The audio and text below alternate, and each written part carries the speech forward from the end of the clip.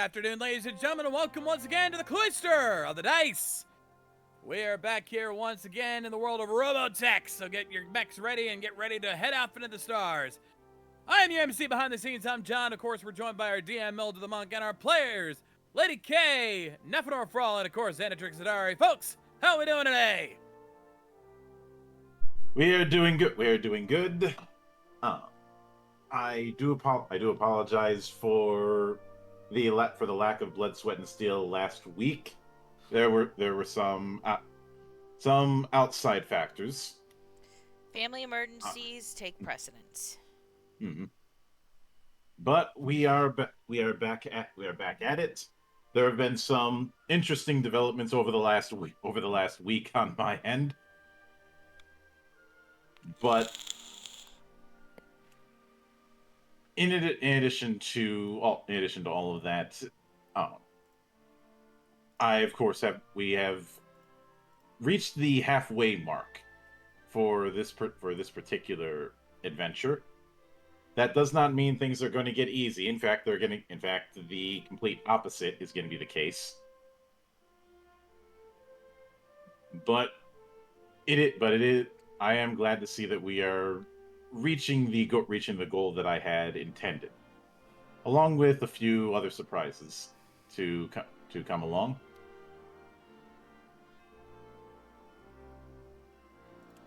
But that's how I'm doing.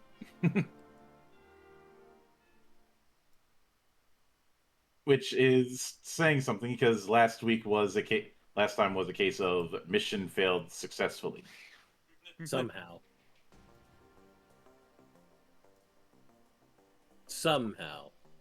Mm-hmm. I now have things in place to help me make sure that there's not going to be anywhere that bullshit. Yeah. But since it has been 2 weeks, I do think a bit of catching up on the state of things is warranted. All right. So, previously, we were sent to retrieve a doctor and the project he was working on at a base that had gone dark, that they hadn't heard from for quite some time. And as we infiltrated the place, we came across an adjutant, part of a triumvirate of the Robotech Masters for the Nihilist Legion, and killed them, and successfully were able to retrieve the project and the doctor at first. As we were trying to escape the whole shindig, another adjutant shows up along with a nice strike force, uses some sneaky shenanigans to steal the doctor and get away. We still have the data, which was on his assistant instead of on him, but we have to find him again. That is priority numero uno. And we went to get that information from a couple of data hubs in a national park.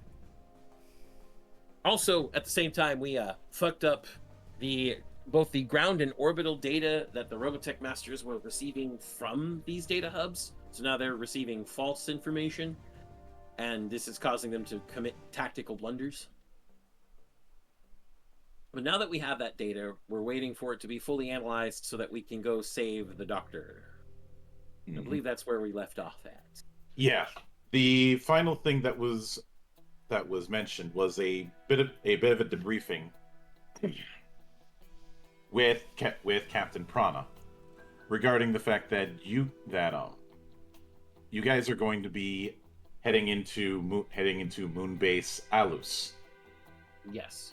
Which is currently under attack by the Masters, but your goal isn't to help with that, with the defense of it, but to try and get into the mothership to retrieve the doctor.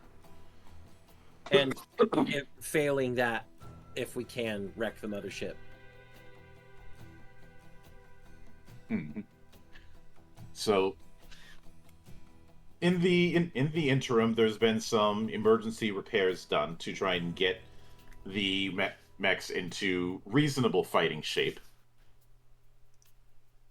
And as just before the spirit takes flight to get out of the atmosphere,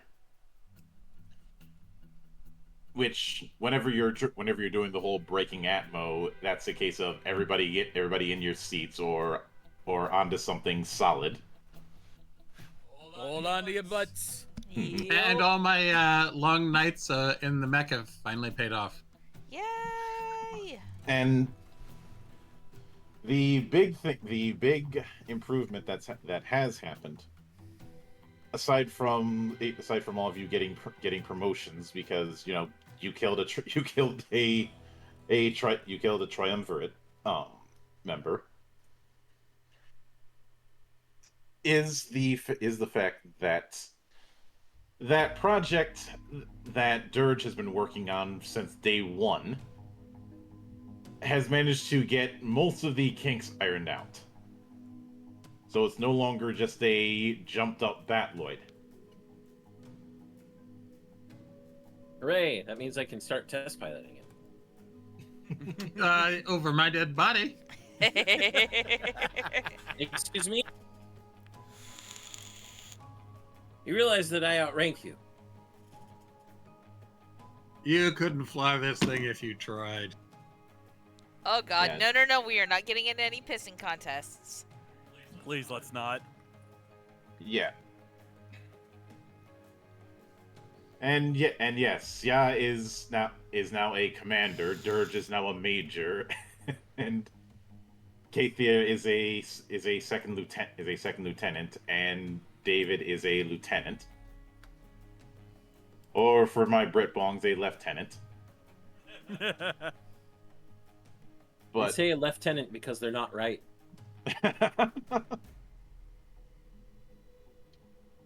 You're one to talk, Mr. Ambidextrous. You know what? Fair. Yep. But that But- just means I can be right anytime I want. But as you start breaking atmo, you see a lot of flotsam, a lot of spaceborne wreckage. A lot of this is a mixture of craft from the UEDF, the ASC, the Zentradi, and the Robotech Masters. Because after 2 full-scale Robotech wars, there's a lot of debris out in space. You're dealing with 20 years worth of semi-constant warring. Like you said, a lot of debris in space. Mm-hmm. And some of the smaller debris ends up hitting the ship, which sound like droplets against a tin roof.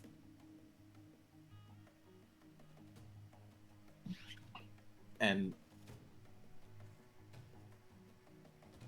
after breaking through that layer of space junk is when you end up breaking the upper atmosphere, where between now and the Moonbase it is just silence. Even with that silence, there is still some updates you guys have gotten. Namely, that the fleets who were engaging with the Masters have been devastated. There's only a few dozen ships left. Well, that's not good. And then you see the casualty rate, and it's a long list of names. So many good men and women. This is absurd. Out of curiosity, does Kekir recognize any of those names? No. Okay. Well, to bet I recognize a few. Probably. There's just a cold and stern look on Shia's face before he says, "There isn't anything we can do for those who have lost besides continue to fight for those who live." I agree. Even those that I'm friends with that have lost. It hurts, but all you can do is just keep pushing forward. If you let the grief overtake you, you might as well join them. But as you're discussing, you do hear Captain Prana's voice over the intercom. All hands, this is the captain. We're making our approach to Moonbase Alus. Red alert. All hands to battle stations. Hannibal team, gear up. All right, Hannibal, let's do this. You heard the lady. Let's move.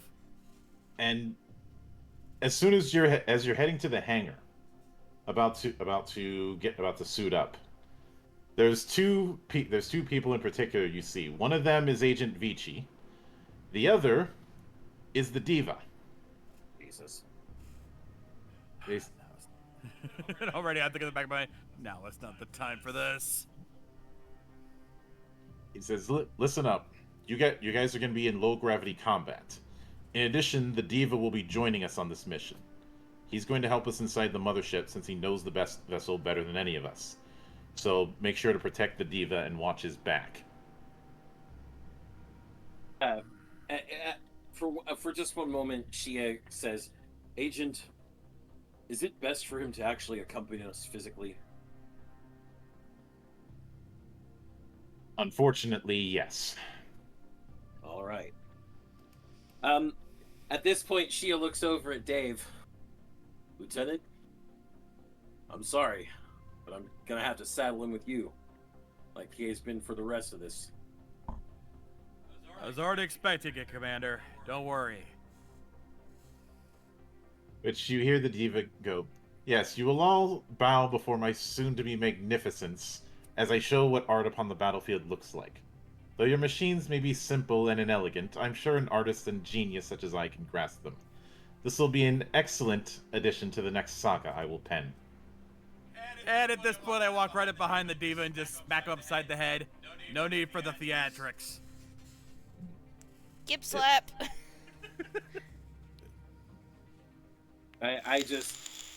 Shia puts a hand over his mouth for a second and says, and looks at the diva for a second. "This is a military outfit. While we're out there in the battlefield, you will listen to my orders. If not, I will have Dave restrain and drag you around." And you just see this just almost sadistic smile on my face. I had Never figured mind, I've had to put up with all the diva shit up until now. Yeah, I would have figured you just have him spend 5 minutes with Captain Prana again. Well, with the battlefield, you can't do that. Yeah, At this point, I'm like, yeah, I'm like, yeah, you misbehave, and I will make sure Captain Prana has a nice, thorough talk with you, emphasizing talk. No need. Captain Prana taught me how to fold somebody while still in their clothing.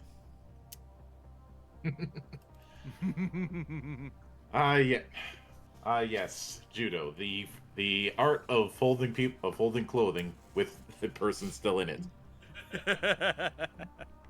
But while Shia does give a slight half smirk at the banter of the rest of Hannibal team, Shia simply looks at the diva and goes, "Am I understood?"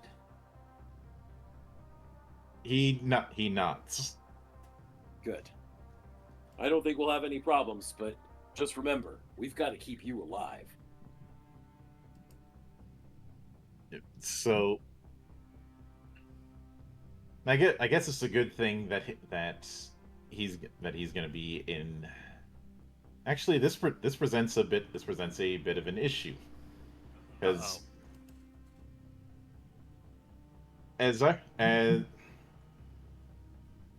are you going to be taking which mech are you going to be taking, the Myrmidian or something else? The Myrmidian's 8. Actually, no, never mind. I just remembered these things. You won't have the same advantages as a full Veritech, but your usual mech is still viable. It's just that going into hover tank form would be kind of pointless. Yeah. You're just not going to outspeed some of the other mechs, but then again, speed's not your thing.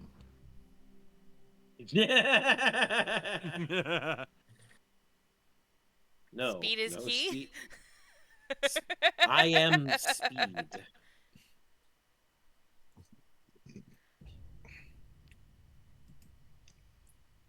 No, I end up being covering and distraction so that he can do his speedy shit. Mhm.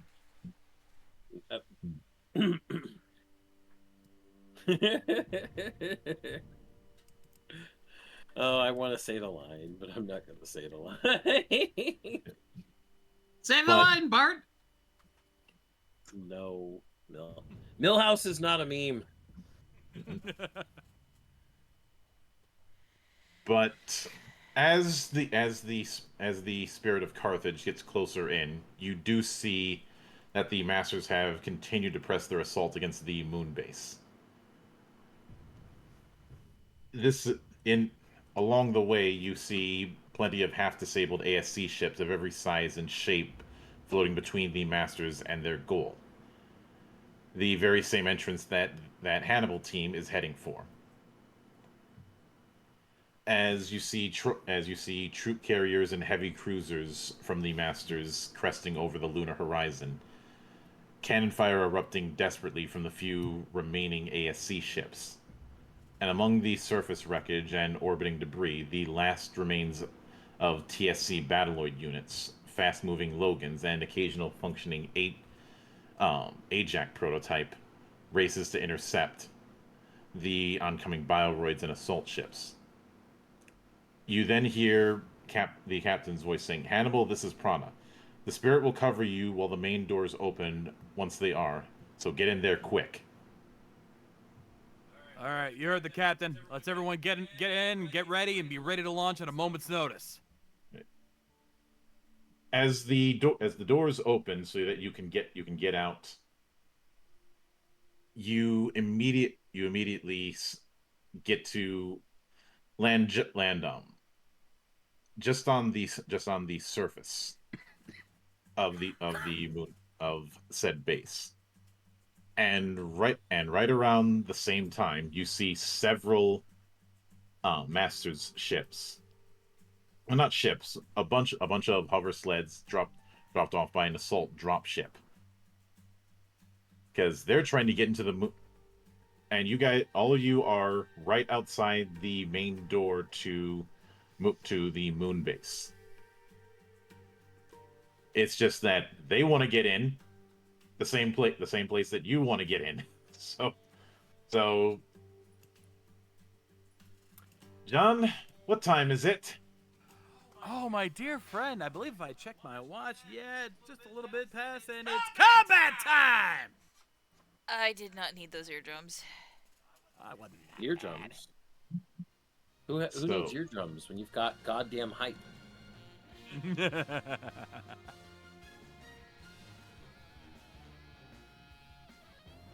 So, what we have here is about 8 soldier class bioroids, a scout class bioroid on a hover sled, a sub commander bioroid who is not on a hover sled, and the assault dropship, which giving a mini for that would be kind of pointless. The assault dropship. Mm-hmm.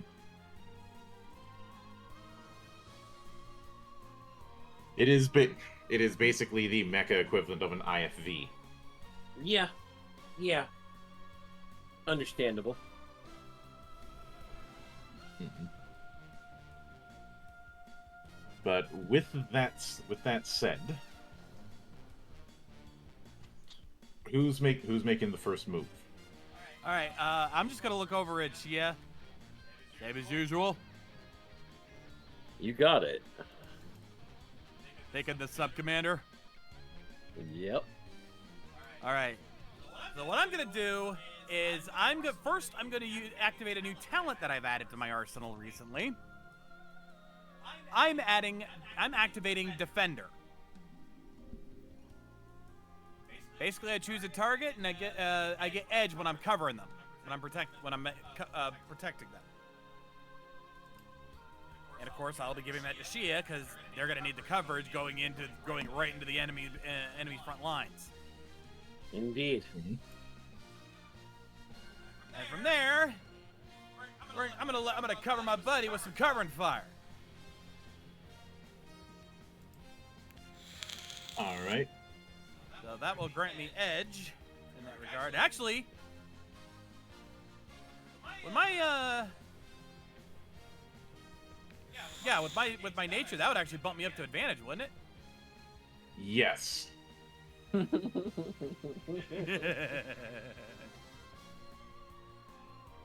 So that is 4. Rolling. 3 successes. Huzzah. All right. Right. That's 3 hits. All right. Well, while Dave is laying down the suppressing fire and distracting the normal ass bioroids, there's that sub commander there, Monk. Of course, Shia is going to make a mad dash to encounter that particular sub commander using flash move. Sub commander is a commander type bioroid, which means headhunter hits, and well, I'm diving into the thick of it, showing everybody how it's done. So exemplar hits. I'm gonna roll 5.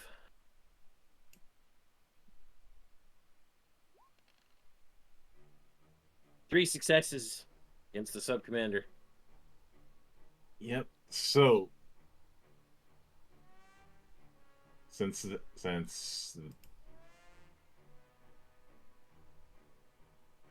see, in that particular case, that's going to take out his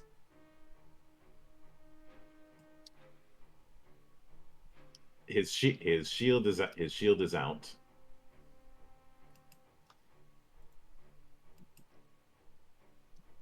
And so is his armor. So all that's left is structure.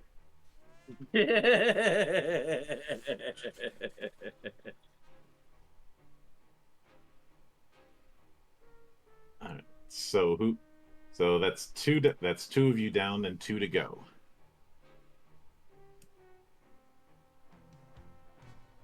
You know what? I think we're going to follow up that with another flash move from me, using talent Get It Done to. Okay, I'm in actual fighter mode, aren't I? You're in whichever mode you decided to pick at the start. Fighter mode, because I want to show it off. And if that's the case, we're going to use a relentless assault to drill down a single target. Oh dear.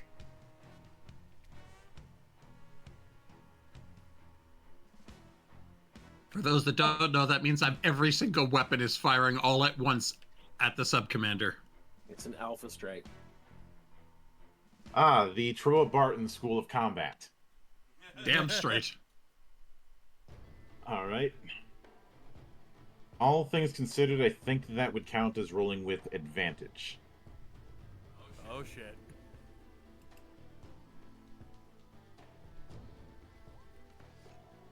Oh shit! I thought it. Weasel unit total assault! Yep. Yep. Just as the sub commander is getting out of Xia's way, because I believe in these kind of situations Xia would favor close range combat. Yeah, And she had dashed in with the gun pod and unleashed it at point blank range as he's passing by. And with it unfortunately, the sub commander trying to get out of the way just leads it right into Dirge, who decides to go full ham. Like I said, the Troa Barton School of Combat, and just gets shredded. Sub-commander? What sub-commander? I don't see a sub-commander. No, there is. There is a sub though. Do I need to hit the button for this? Well, since it was 5 successes and he only needed 2, yes. Whoo! You got knocked the fuck out! But that just leaves Kathier. Yep. And, just as a, quick question out of character. My, new talent, that is, that's pretty much always active now, correct? Or do I Which have... talent? Swift Mind.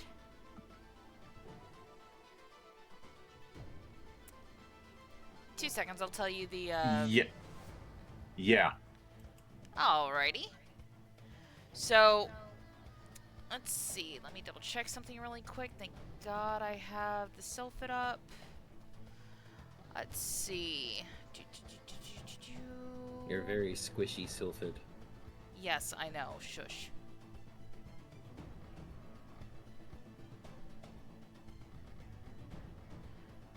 I am going to be in fighter mode for this. All right. Let's see. Fuselage. Let's see. Where's...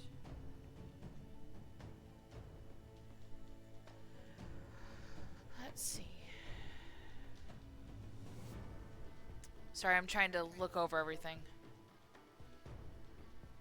Let's see.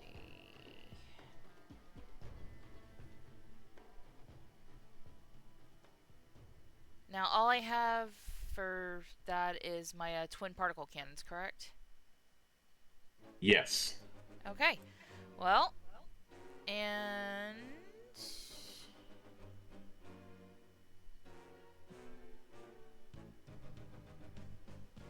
I am also, is it possible that I had already, installed an equipment suite as well? I.e. aerial trick?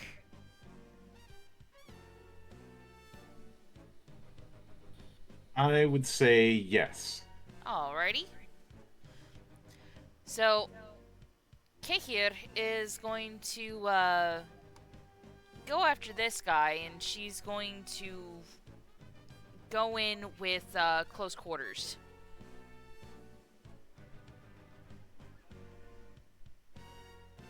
All right then.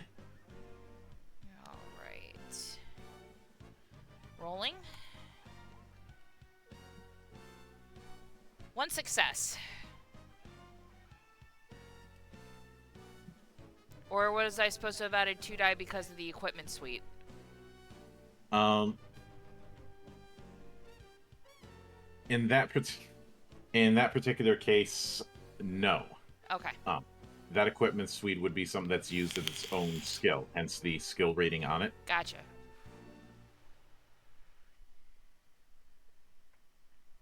Alright. So with that, that of that swarm, you managed to take out one of them. Okay.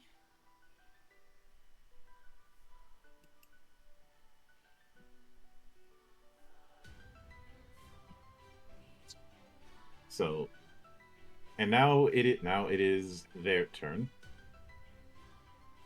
So first off, the remaining swarm is going to be making a attack against you all. And let me.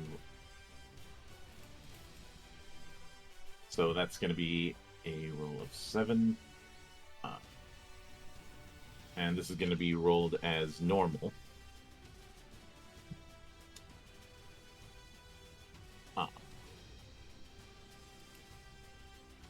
So once the roll's done, you guys are going to try and roll to respond. You need to beat what I roll. Oh, fuck! Shit. We can't. That's not possible.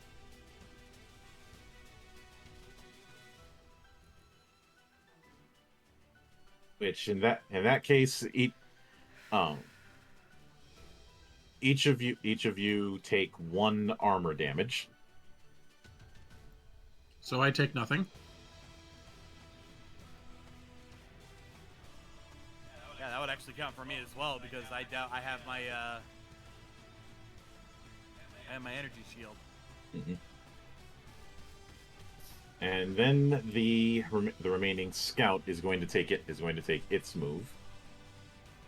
And let me, since that is not a sweeping fire in every direction like the group.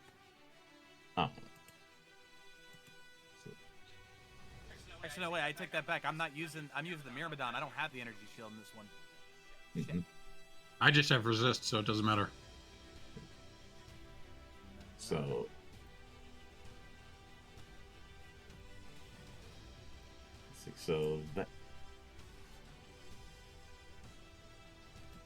let me roll that. And for that one, the remaining scout is going to be aiming this at David.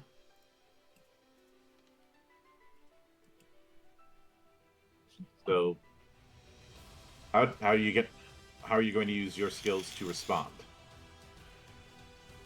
All right, let me look here.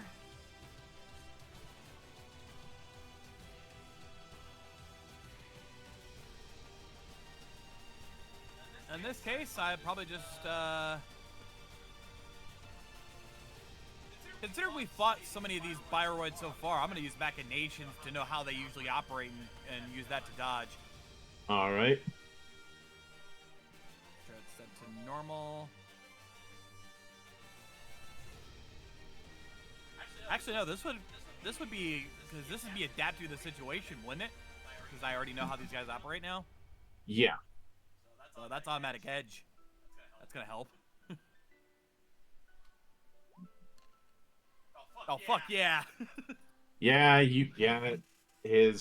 The scout's attack completely misses. Hell, even if I didn't have edge, I would have dodged that one. which means we are back at the regular order. Okay. Shia, at this point, since he was up where the sub-commander was, is pretty much close to the soldier and scout bioroids. At this point, he's just gonna be doing a strafing run back at them, to make them, well, all fall down, as the word goes. So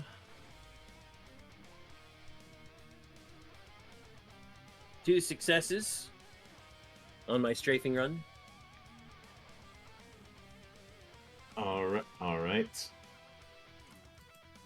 Let me roll for hit. Well, I'm aiming in the center of the group, so. Mm-hmm. Wait, hold on. I did that wrong. Since I'm using the gun pod, I get edge, and since I'm using exemplar, I already have edge, so that should have been rolled with advantage. Yep, redo. Yep. Oh, successes! Whoa! Monk, let's just say she is pissed. Damn! Shia doesn't like that, everybody got hit with a hail of gunfire. Mm-hmm. This operation in a fucking war zone is already, dangerous enough as it is. So Shia, dashing back towards the group, just takes the gun pod and sweeps it across all these guys right at cockpit level. Yeah, that wipes out the swarm. And I'm gonna go ahead and hit this again. You got knocked the fuck out! And takes out the shield for that scout. At that point, she is just like, we're not dying here, and you can't make us. I'm assuming I hear this on our short range, on our short comms. Yeah, she is just a little upset. Just a tad. Which at this point I'm following suit going, you're damn right we're not. And I'm following through. At this point I've got everything locked down. since there's no need for a scanning sweep at this point, I'm gonna again cover your buddy. Because he's right there. I'm gonna make sure he's safe, and I'm keeping my defender on him. So that's gonna give me advantage. Rolling. One success. Fuck off!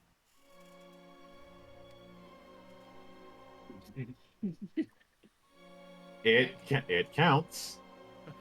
It's a hit, but it's. I wanted more. Damn it! Well, you took out his armor. All right. Three Kahir sixes and a 5 was a thing. is going to take a quick stock of her mech, and she's gonna let out a deep, calming breath. These motherfuckers. And she is going to sweep in behind Shia and use smooth method to try to take out this little bastard here. All right. And because I am acting within my nature, being calm, I'm giving myself edge with that. All right. 3 successes. And the scout is taken care of. The drop ship decides to make a tactical retreat. Realizing that, well, all of our Veritech are gone. Dropship against 4 Veritech that seem to be heavily armed. Not a good place to be. Mm-hmm. Especially when they're considering our pilot, they're being piloted by people who know what the fuck they're doing. Oh. Or are crazy. Or both.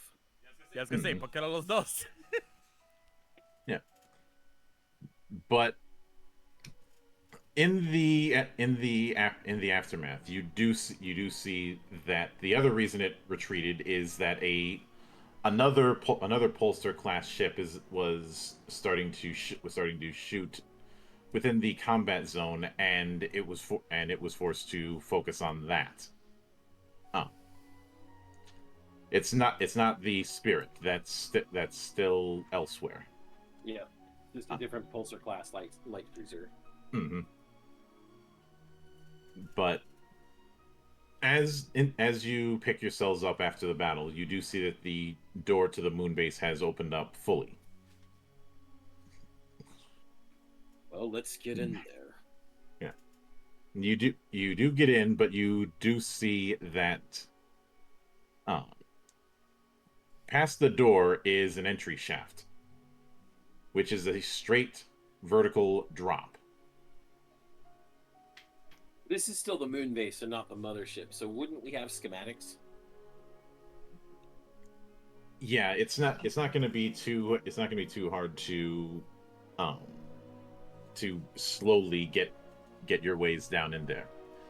It is still a 500-meter drop.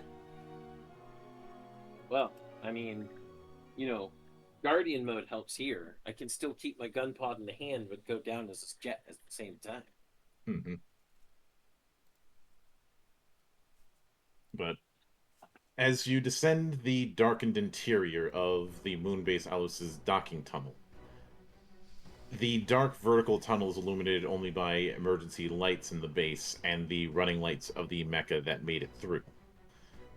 You can see corridors, stairways, and platforms beyond the sides of the tunnel.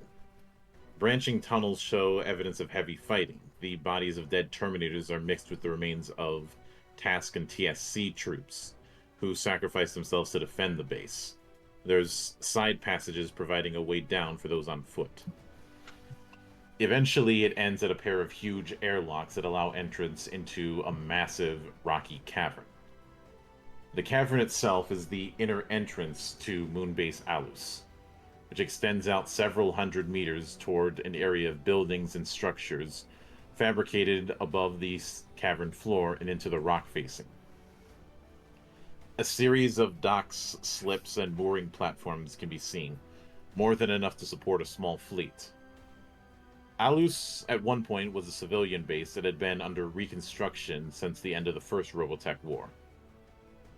Now, a lot of TriStar and Binary-class ships fill the cavern, anchored whatever space can be found. Repair crews and workers in EVA gear, or extravehicular activity, and power armor can be seen working on their hulls, cutting away damaged plating and wielding new plates into place, under the watchful eye of armed and armored ASC Marines.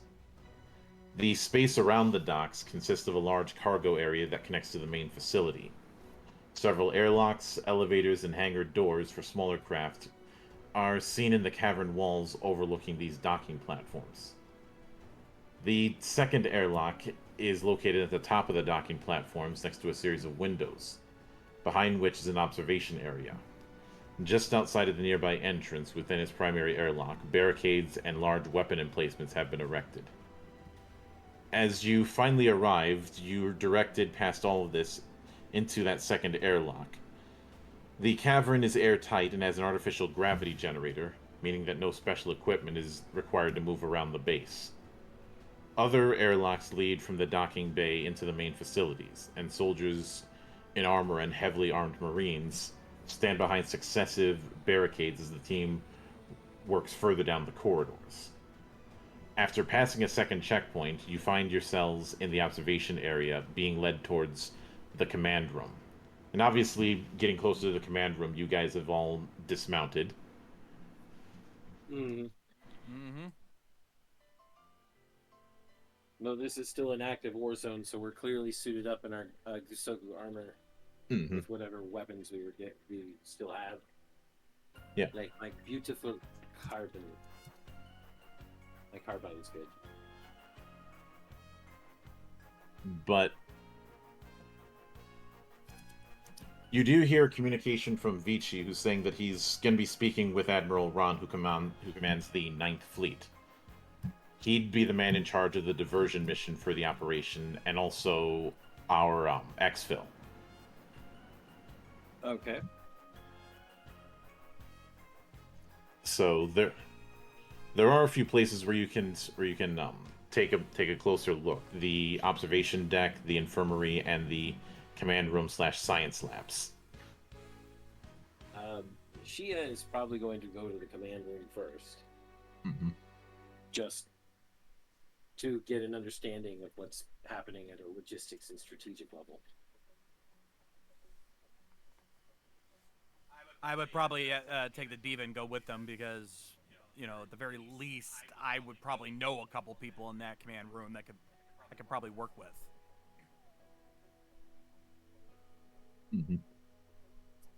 So you guys said you're heading to the command room?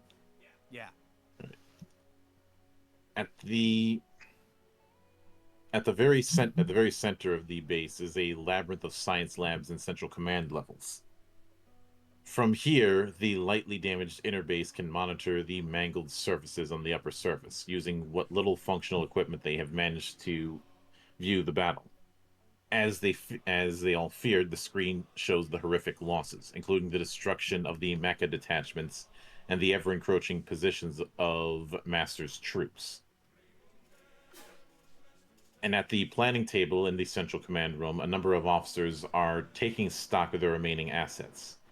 At the head is a tired and perplexed-looking man, running his fingers through baggy, bloodshot, sleep-deprived eyes. He barely acknowledges you all, but offers a salute and an introduction anyway. He introduces himself as Admiral Ron. She, of course, snaps the salute. This is a superior officer. For responding, Admiral, I'm Commander Shia Jedug of Hannibal Team, operating out of the Spirit of Carthage. I follow suit. Lieutenant David Carswell reporting.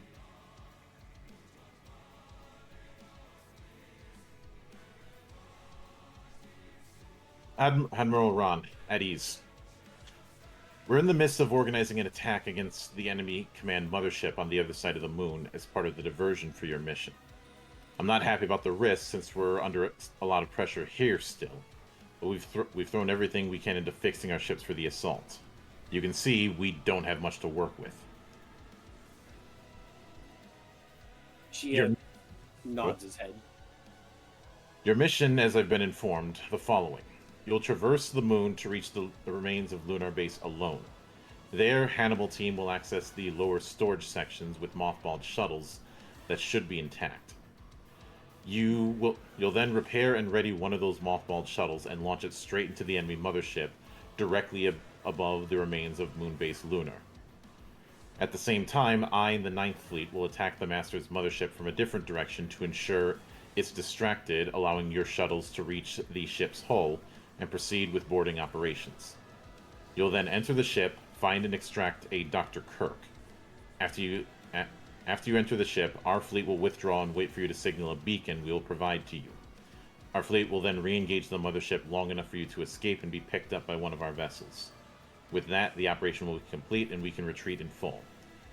Within 3 hours, we'll be moving every ship and mecha we can into attack positions for the diversionary attack. This will give you maybe 4 hours to move into position before we're forced to retreat. You've got two routes there. There's the surface route, which is a bit of a risk with the possibility of being noticed and exposed to enemy fire, and would take longer if you don't have any mecha, which you clearly do. And the tunnel route. There's an emergency tunnel network between here and Luna that had a tram system, but we sealed the main airlock tunnel to prevent the Masters from breaching the base. We can unseal it and let you through, though. It's a straight shot, and fast through the tunnels will be limited in terms of mecha you can use down there, and there may be enemies.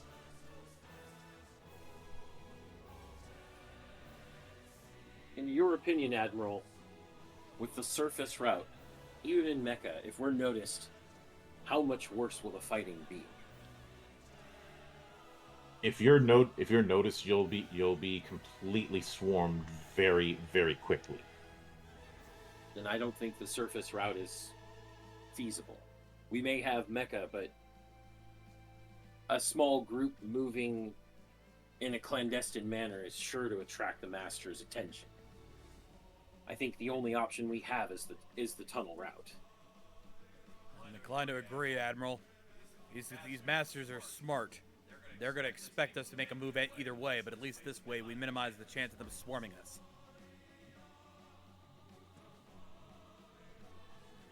Yeah. Tunnels it is then.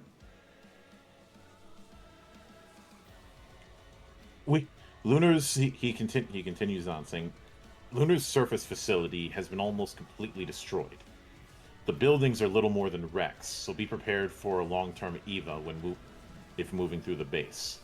The area around the base was a mothball yard for decommissioned vessels until we were forced to abandon it. Your prize, however, is within the lower levels of the base itself, where smaller, more intact vessels sit. You'll need to get one of the near-complete vessels down there functional in order to launch your boarding action on the command mothership while we create your diversion. Fortunately, mothballed ships sit in a state of near readiness in case they're needed. It should not take very long to get at least one of them flight ready. Once aboard the enemy ship, you'll need to locate and extract Dr. Kirk as quickly as possible. Our diversionary attack won't stand up to the mothership long, but we will hold out as long as possible. If you're unable to get out at that time, then activate the beacon we will give you. We will have someone on hand to evacuate you when you are ready. However, if we have not had word from you after 1 hour, we'll assume the mission is a failure and abort any further rescue operation. You see Ron give a hand signal to a tech officer to hand a transponder to Xia. Yeah. Xia takes the transponder and locks it in one of the secure containment pockets of his suit. Mm-hmm. He looks again at the Admiral and says, hopefully it won't come to that, Admiral.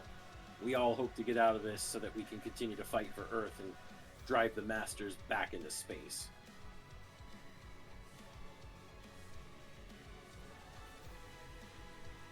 Mm-hmm. I've been informed that you have an insider that can help you locate the target. A captured enemy combatant going by the name of Diva. Make sure to keep them alive, but also watch them. You're going into the belly of the beast, so you better keep your eyes open. Heads on the swivel. I immediately basically point out that the diva's standing right next to us. He's right here, and you better believe we want them alive as much as anybody. Ain't nobody dying on my watch, I promise you that, Admiral. And then Shia responds, "Heads on a swivel is kind of the watchword here in Hannibal team, Admiral. We will be keeping the utmost on our watch." Well, you have your choices and your orders. We don't have much time to get ready, but you're welcome to inspect our armory. Every mecha and fighter we have are needed on the front line, so you'll have to do with what we have left. Shia once again salutes the Admiral, says, "Thank you, Admiral. We'll go inspect and ready ourselves." David also salutes as well to follow suit. And then we turn and leave. So, when you inspect the armory, you don't see much. All this there is some ion weapons as well as 4 Manticore power armors. 4 Manticore power armors. Mm-hmm.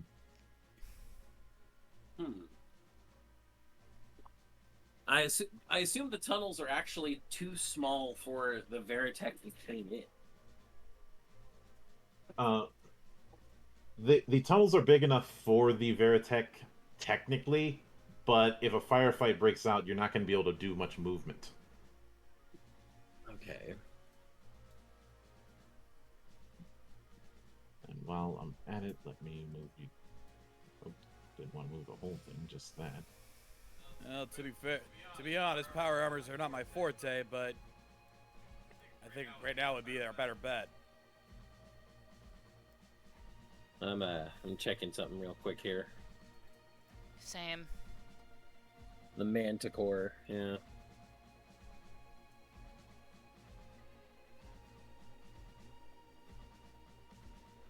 I do like that it's got explosives included.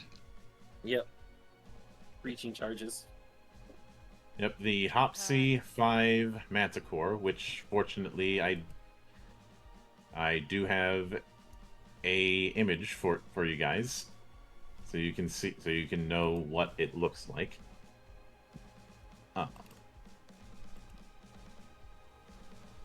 That is the, if you look in Sacristity, you will find the front side of it.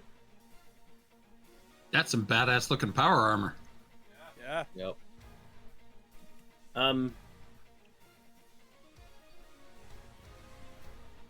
Yeah. And She- the back side. Shia calls the rest of Hannibal team into the armory and points out the Manticores. "We're going to have to use the tunnels.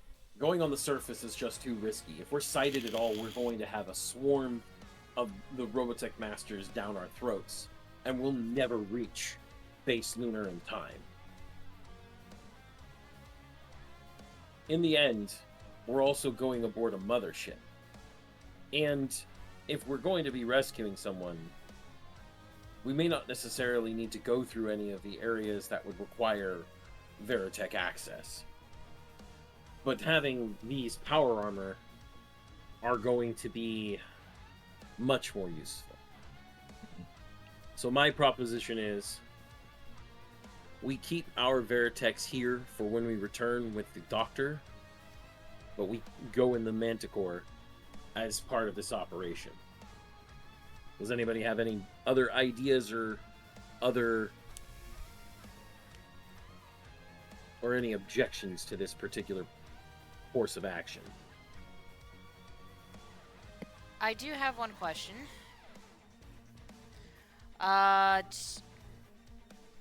What sort of gear are the Diva and the Doctor going to be wearing once we finally do get our hands on him? Because there's only 4 Manticores. I don't believe that the Diva is a combatant to begin with. Shia looks over at the Diva. You weren't a military power, correct? No. I just write my sagas. Indeed. And the Doctor, as we saw when we first met his illustrious self, is no combatant either.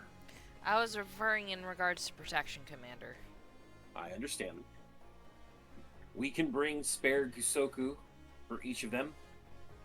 We can equip one on the Diva now and have the spare for Dr. Kirk. All right. But it's going to be us in these that are bringing everything home. Duly Just noted. means we'll have to be that much more careful protecting them as we go forward. All right, which one of us is the most size compatible to the Diva? Or do they have an armor in the armory for him for Gusoku? I don't think that's going to be necessary because you guys are going to be in a going into the mothership. You're going to be in a shuttle. Yeah, but once we're on the mothership, we're going to be heavily exposed. Fair. Giving, I don't giving think... giving the Diva combat armor, Monk, is a good idea. Mm-hmm.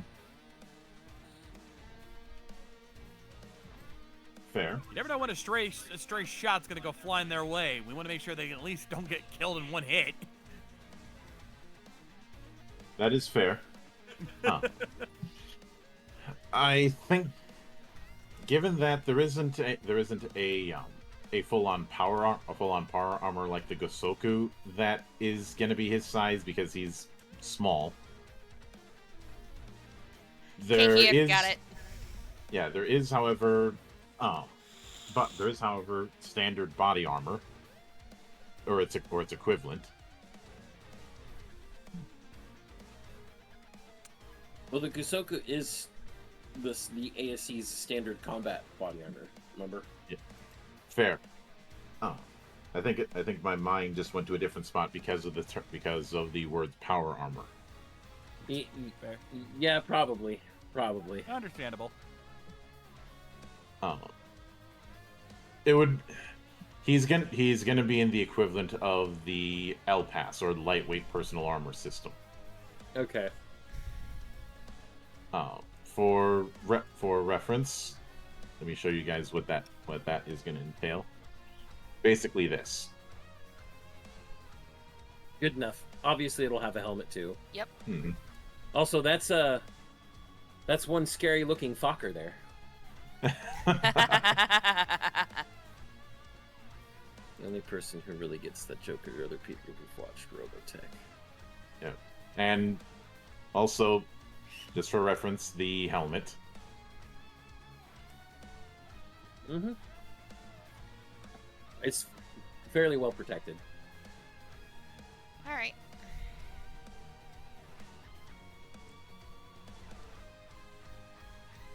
But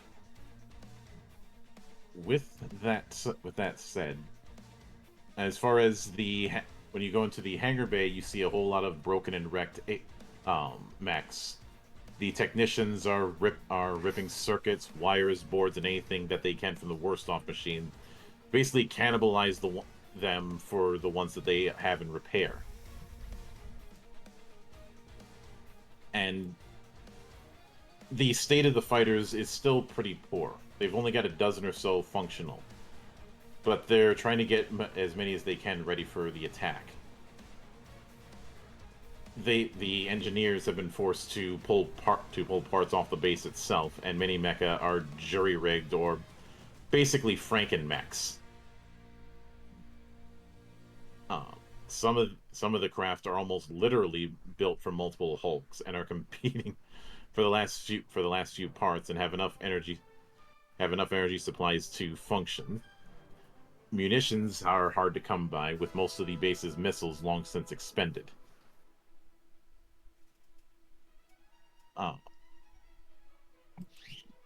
That being said, if someone wants to make a roll for aiding in repair, you could get a few more Logans ready to go. All right, you know it. I'm already out there. All right, what are you rolling for that? I can fix it with a little bit of always a handy tool. All right, roll it. And of course, I'm in my element as engineer, so edge. Yeah, I'd say so.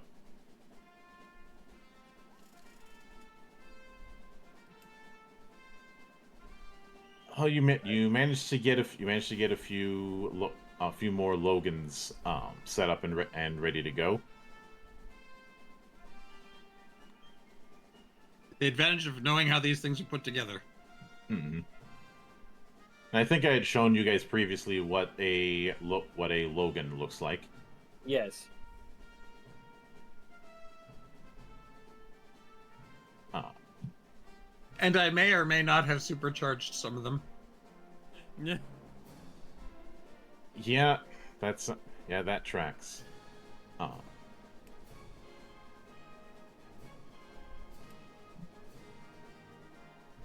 you also see that there is they do have one working pupil pistol system.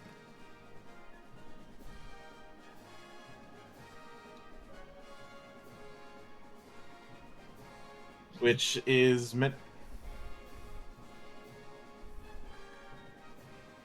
isn't much. It's basically a way to do point defense, but making the most with the least has kind of been the MO for your adventures so far. Uh, but eventually you guys do start taking the route using the tunnels.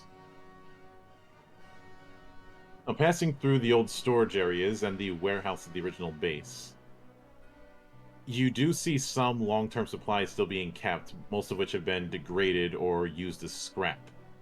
Labels of boxes are peeled off with no indication of what the contents are. And some of these are not far off from things like the reflex furnace, the life support generators, and the huge elevators that lead from the storage base to the surface docks. Eventually, you find yourselves at the old tram tracks at the far end of the area, leading to the sealed airlock doors that the tunnel lay behind. So,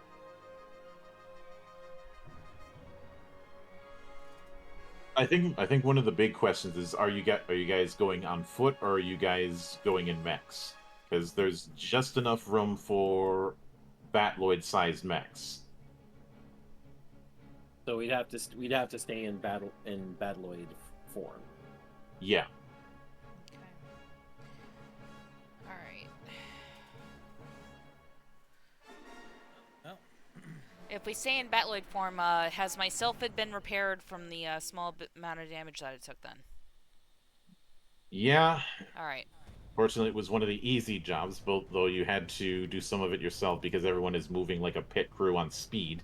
Yep. yeah.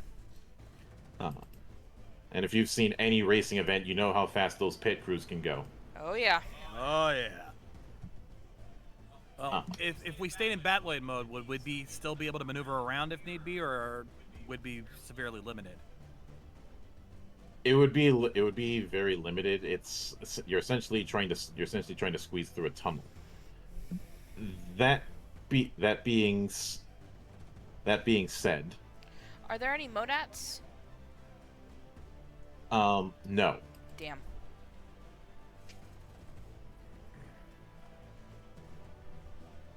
What I could probably do is take my Veritech in Batloid mode, because I would be the cover. That's kind of been my thing. And then maybe once we got to the shuttle, I'd switch over to the Manticore.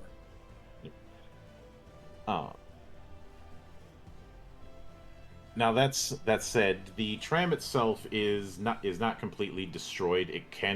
It's just powered off. You can repower it if need be. Probably save us time if we could get it done in one Yeah. go. That is going to be a roll, however. Question is, though, would it draw attention? This far underground, no. All right, then let me get there and fix it. Urge, you're up.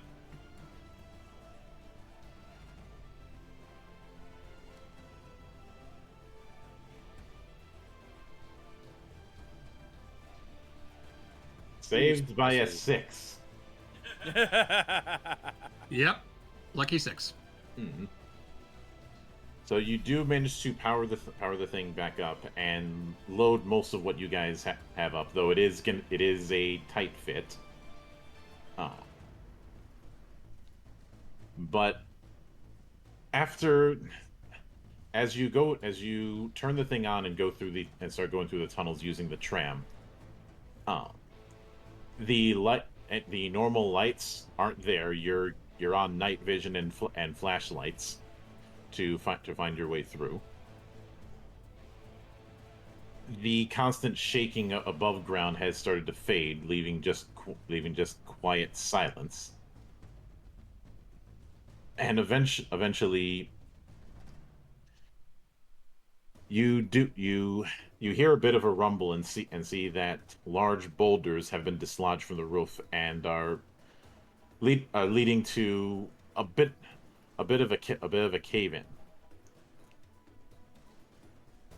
So you've got two options. You can either go on foot through the holes in the boulders, or you can blast the boulders open. I'm gonna blast the fuckers. We've only got an hour to work in. Mm-hmm.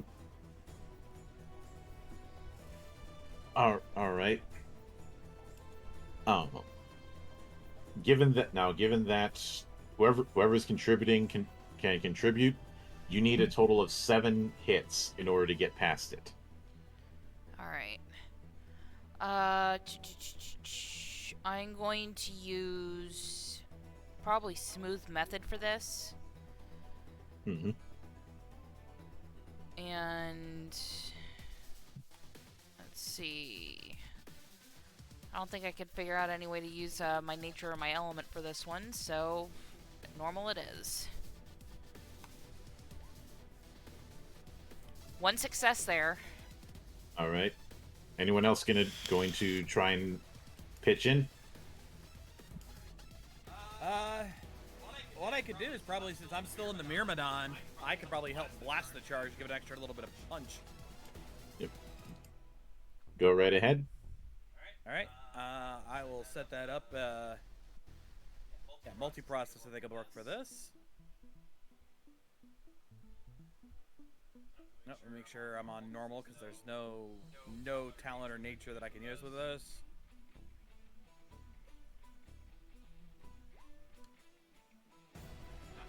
Nothing.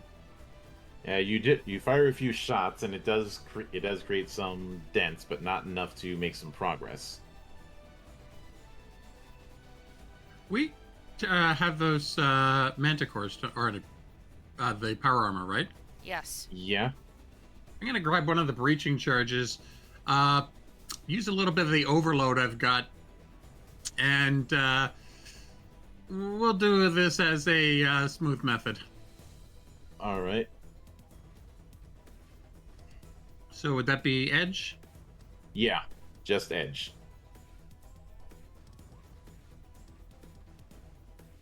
All right, so at 4 we just need 3 more. Mm-hmm. So, I think to support the team, I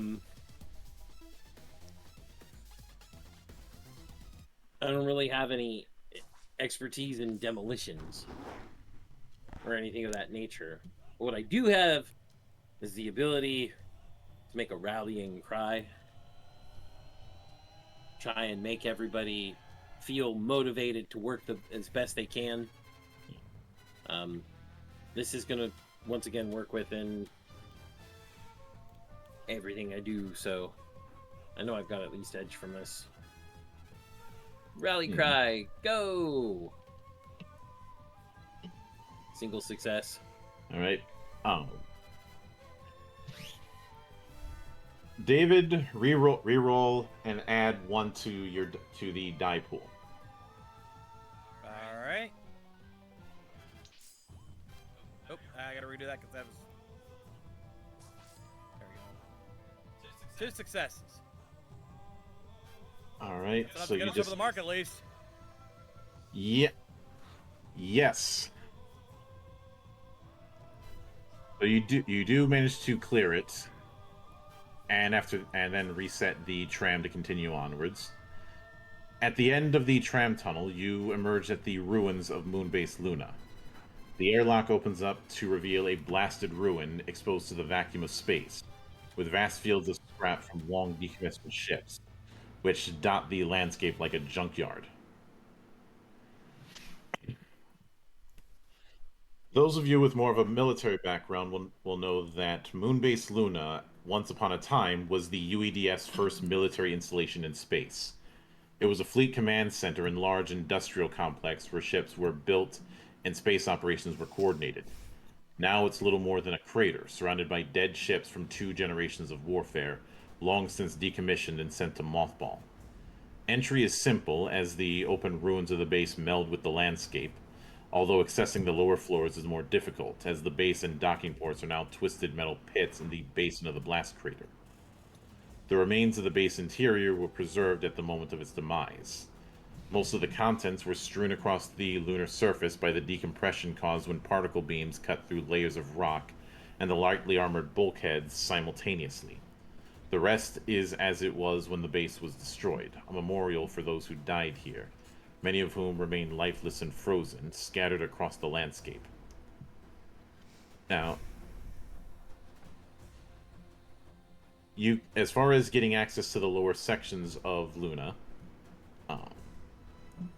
that can be done through either an entrance within the ruin. That's going to be an observation based roll. All right, I Or- will. Yeah, Take or up on finding that. the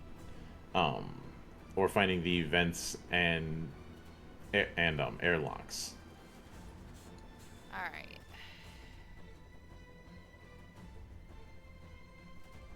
I am going to see if I can't find anything using machinations. And All right. question: would one of my talents come in on this? Preferably hideout, because I'm trying to see if there's any sort of cover that we can find. Let's see. Let me double check. In this particular case, no. Damn. Yeah, worth a shot.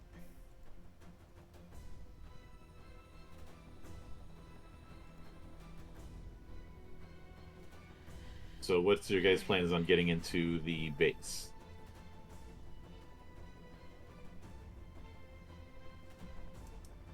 I'm gonna start checking the vents.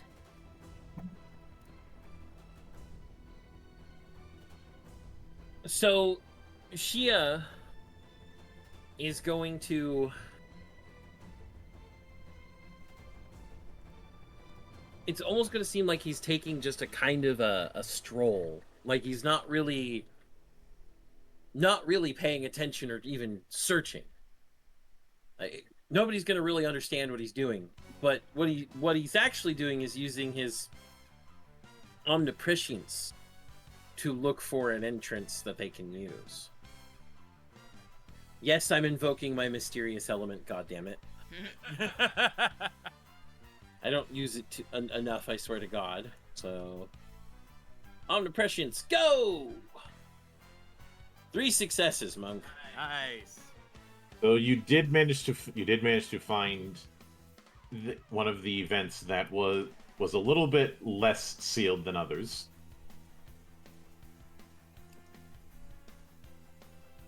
All right. And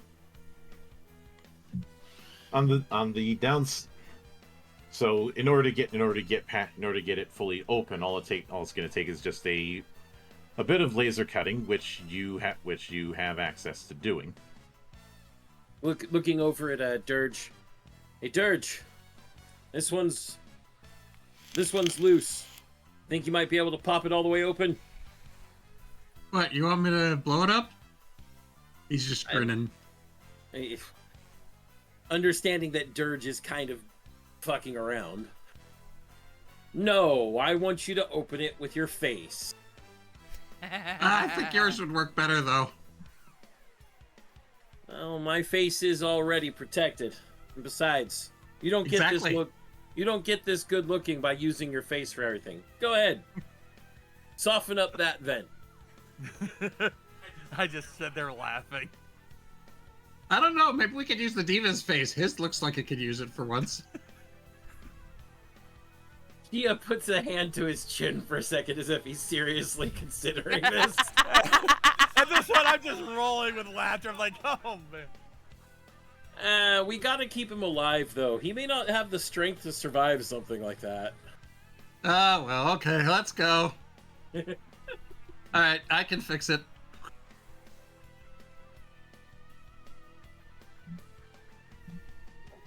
All right. Now, would that be with normal or edge? Edge. Very I nice. think it's opening. I think it's opening. Yeah, you managed to get it open, and as you go through the winding corridors beneath the Moonbase, you find yourselves at an old industrial complex via the emergency tunnels. In the lower foundations, you find what remains of an old pre-Second Robotech War industrial plant. The furnaces and power systems have long since flickered out, and the main reflex furnace failed years ago, flooding the lowest levels of the base with radiation. Shia does not say this out loud because he knows the law of jinxing. But thinking to himself, he goes, I bet the best shuttles are down there. Great. All right. So, Kay here is going to look like she's cracking her knuckles through her manticore armor. All right, guys. Back it up. Time to let the lady through. And using... Let's see. Escape artist would probably be the best for this to get into the vent. We already got through the vent. Oh. Oh, fuck. I thought we were trying to get the vent, get into the vent and get into the corridor, and have somebody get into the corridor. Shit. Alright, I misunderstood. My bad. mhm. So you can go deeper into the plant, and potentially repair the reflex furnace, though it would take several hours to do so. Not a good idea. But in a different route, there is the remains of an automated foundry that was at one point used to construct starships and materials. It's just without power. You do hear Vici go, if you repower that foundry, you could get a vessel ready significantly faster. Responding to Vici on the radio, Shia states, but we don't really have the time to repair the reflex reactor in order to repower this foundry. Is there an emergency power generator anywhere? There should be.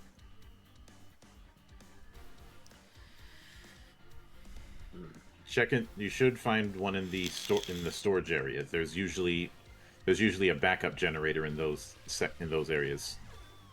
Understood. Shia, with this new information, gathers Hannibal team together to make sure we're all covering each other's sixes while we advance to the storage area in order to find this backup generator.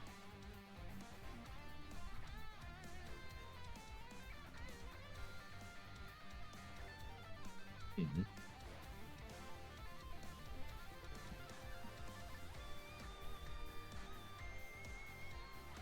So you do find it and are able to reactivate it with little issue, because the main generator was leaking radiation, but the backups were turned completely off. They're just mothballed rather than destroyed. Mm-hmm. And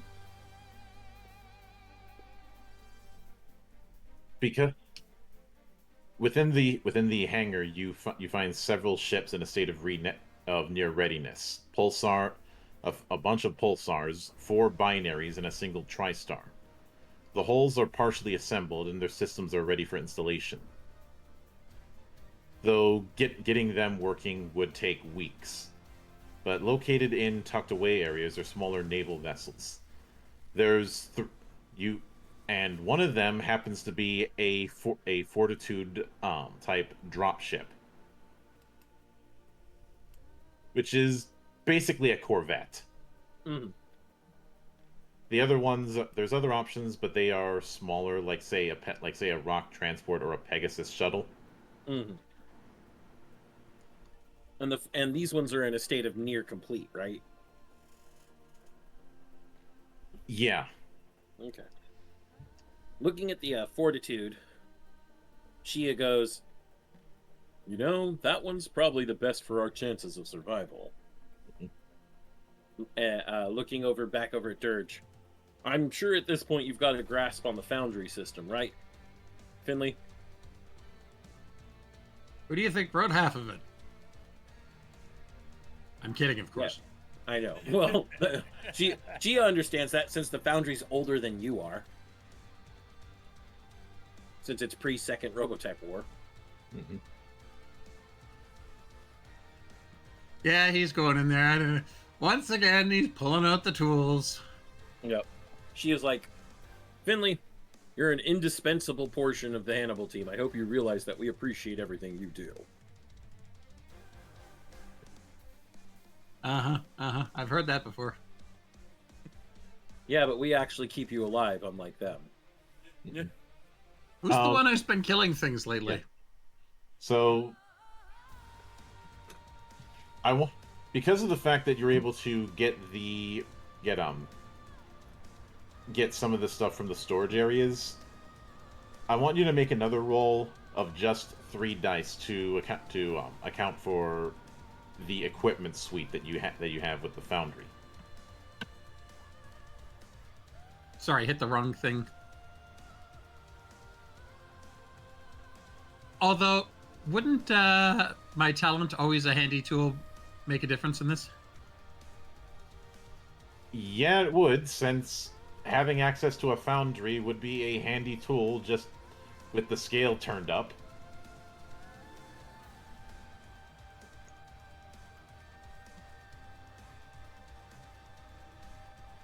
Wow, 3 threes. You're supposed to roll that with advantage. Do it again.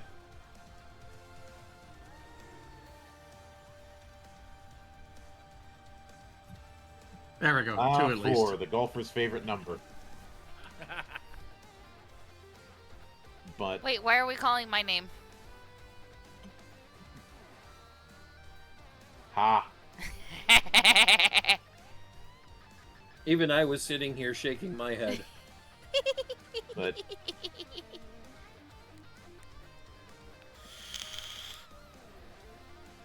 as the steam and heat roll off the engines and hull of the transport, you do manage to take your places aboard as a last boarding call sounds. So basically, it is just as the thing is ready to go. There's no time to celebrate. It's time to start hauling ass out. All aboard, Hannibal team. We're heading to that mothership. Mm-hmm. Roger that, Commander. Let's move out. Yep. So getting onto the bridge and getting out of there, you fly through the flotilla of enemy warships and become witness to the far-off exchange of enemy weapons. You do see some arcs of light appear before explosions begin to drown out both the light of weapons and the darkness of space. As you close in, you do see human ships in the distance unleashing railgun fire, missile barrages, and massive salvos of particle cannons. The mothership's hull, as you get closer, its web shielding is starting to fail. The hull is carved up and shattered under the onslaught, while the Earth ships shudder under return fire. As your transport barrels through the flight, the conflict seems to intensify. You pass through the larger formations where groups of pulsar cruisers and swarms of fortitude dropships are engaged at knife-fighting range with heavy cruisers.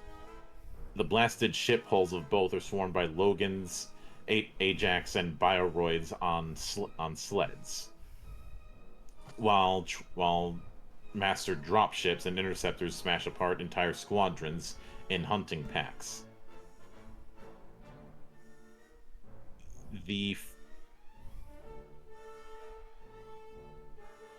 Now, fortunately, only one of the interceptors locks onto you, only to be waylaid and intercepted by task fighter wings, which managed to cover for you while you pass through the defensive shields under enemy fire to descend to a shadowed section in the mothership's surface. So you do manage to successfully get in. Entering into the immense frame of the Master's mothership, you come face to face with the maze of corridors and hallways that go on and on through the ship like a labyrinth. Fortunately, you all have the Diva to guide you through this maze, who welcomes you to the mothership known as the Shadow of Intent. But once you're a bit further in, you see him head toward a control panel and start typing into it, bypassing the system's security and bringing up the information that'll be of utmost use. These outer corridors are empty, seemingly deserted. And you hear him say, "Welcome, one and all, to the Shadow of Intent, the greatest and most powerful of the ships of the Legion Nihilus and the flagship of their fleet. In their knowledge banks, I found the layout and where we need to begin our search for Dr. Kirk. We're currently amongst the lower levels, and we have a choice. We can go through the Foundry, the industrial heart of the mothership, or through the barracks and hangars, home of the Legion itself, and one of the ways into the central city at the core of this behemoth. Both routes lead us to the central city. We just need to head to the central ziggurat. Your friend is likely held either in its prison section or in the mothership commander personal chamber atop the ziggurat. The choice is yours, my brave and capable friends. Just make sure it's the interesting one. Otherwise, I will be ever so sad." At which point he immediately gets smacked upside the head. Yes. What did I say about the theatrics, Diva? But as hinted, you can either go through the Foundry or through the barracks. I think going through the barracks is probably a bad idea. I don't think there's a good idea of either of these. But at least with the manticores, we can disable the Foundry as we go through it. Yeah. Yes, that makes it the less bad option. Mm-hmm. Yes. So Sometimes looking you gotta work around with at what you got. looking around with Hannibal team, now that we're all in manticores, we can take this time to disable their Foundry. Going through a barracks is asking to get attacked by hordes of people. I'd say that the Foundry is probably the smarter choice here. Agreed. Got down Shia the under numbers, hit. make it easier for us. I don't see the problem with that. Yep. Shia under his breath. Not that there's a smart choice in this entire situation. Mm-hmm. David, having more astute ears than most, considering his experience goes, if we were smart, we wouldn't be in this team now, would we? Shia once again flashes his trade. Like in this situation, it's basically a lopsided half grin. Hearing that before he's like, "All right, form up. Let's move out." Roger that. So you head to the Foundry with the Diva acting as essentially your navigator, since he's able to see the layout of the ship and guide you. You come to a massive space that's a huge smelting pit where materials are melted down by the power of reflex furnaces. Here, molten metals are used to produce parts on automated lines. Other such materials, such as polymers and additional metals, are fed through from other areas, all combined to form the necessary parts to keep the ship and its complement in working order. The foundry itself is a large facility that's several kilometers in diameter, filled with vast containers, conveyor belts, 3D printers, smelters, molds, and construction arms. The only inhabitants are autonomous drones, which do not seem to pay you any kind. You do hear the diva stating, The drones are harmless, unless you provoke them. Well, then let's not provoke them. Looking directly at the diva, Shia goes, "Then keep your hands and everything else to yourself." Before slowly guiding the rest of the team through this area, avoiding the drones as best as possible. Yeah. So there's 3 places you can potentially advance to: the drone bay, the assembly floor, and ore processing.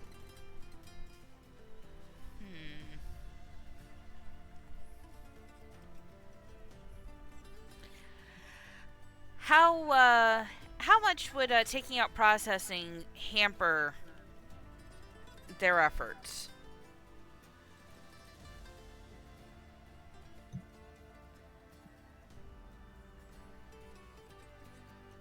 And it might slow it down, but not much. All right, what about the drone bay? Yeah, we could always, reprogram the central control system for the drones so that they attack everyone but us.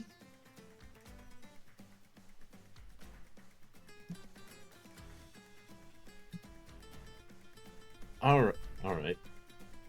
That is a possibility. Bless you.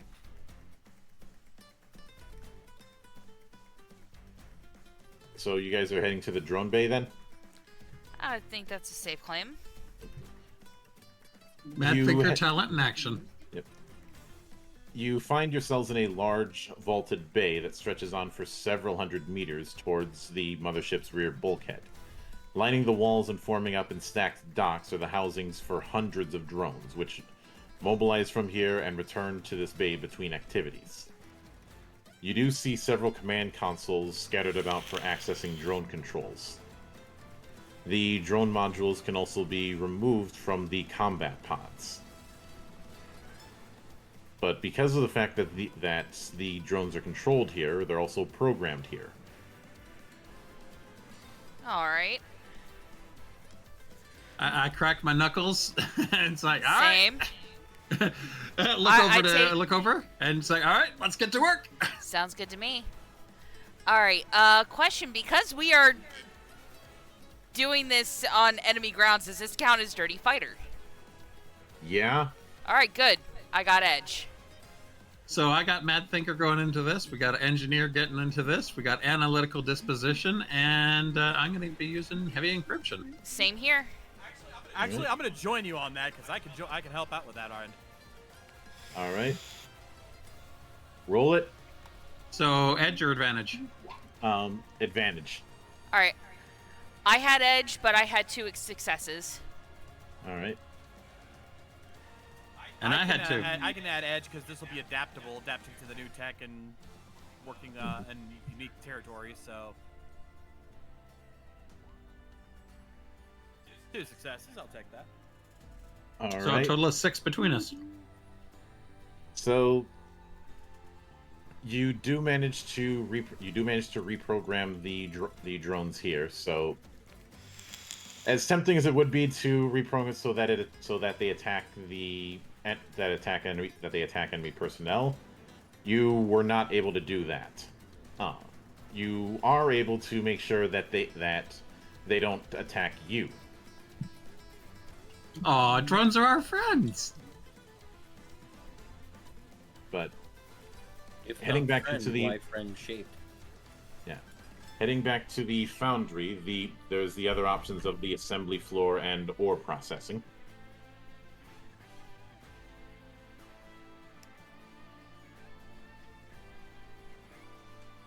Ore processing would have raw materials in it, correct? Yeah. That doesn't sound like too much help unless we, for example, breaching charge the ore processing tanks and just let molten metal go everywhere. That's what I was thinking. It'll be a hot time in the old town tonight.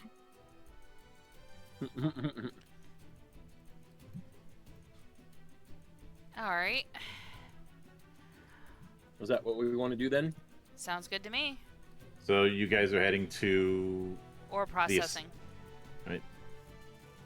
You find here a series of chambers designed to grind down, and process raw materials gathered from space debris, asteroids, and planetoids to sustain the mothership and its ever-hungry need for materials and supplies. However, the repair drones here are being fed a different sort of sustenance, the scrap of the fallen. Giant pits of debris are filled with the remains of mecha and warship of both Earth and Master's designs. Millions of tons of metal, plastic, and rock are piled up, reaching towards the ceiling. Everything inside is methodically ripped apart and processed, even if there are bodies, alive or dead, in any of the wrecks. And you do see bursting from the wreckage of the of the disposal, a blue bioroid rising out of it, its body mangled and tortured. It's covered in burns, its inside exposed, its cables fall out. You see the half-destroyed mecha let out a visceral scream from the exposed pilot at its center before falling back into the wreckage. Good lord. It's fucking cannibalistic. I was just about to say the same thing. This is the danger when it comes to clones. You start to think them less as humans and more as expendable tools. I don't think the masters think of anything as anything but themselves. You're not wrong. All right, So, so what options do we have in the ore processing here, Monk? What can we do to fuck these people over? So, there's some stuff that you can salvage. There's a broken Logan, there's a single scout bioroid, and plenty of light gear and hand weapons. And also several several unused shape charges. Let's just collect those, shall we? Kahan is smiling over there. I can see it. Mm-hmm. There's a huge smile on my face. Explosives make everybody smile. Kahan holds out a fist to Dirge. You ready? Let's make it a boom. Let's make it a bada boom. Big All right. bada boom. So, how many charges do we have between all of us currently? Well, I used mine already, so. All right, so I've still got my breaching charges. I have 2 shaped charges left for my demo kit. How many shaped charges were there, Monk? You said a couple? Yeah. So figure that's another 2. So that's a total of 5 on my end. I want to at least hold on to 1 breaching charge. So that way, if we have to blow out our own escape, we have something.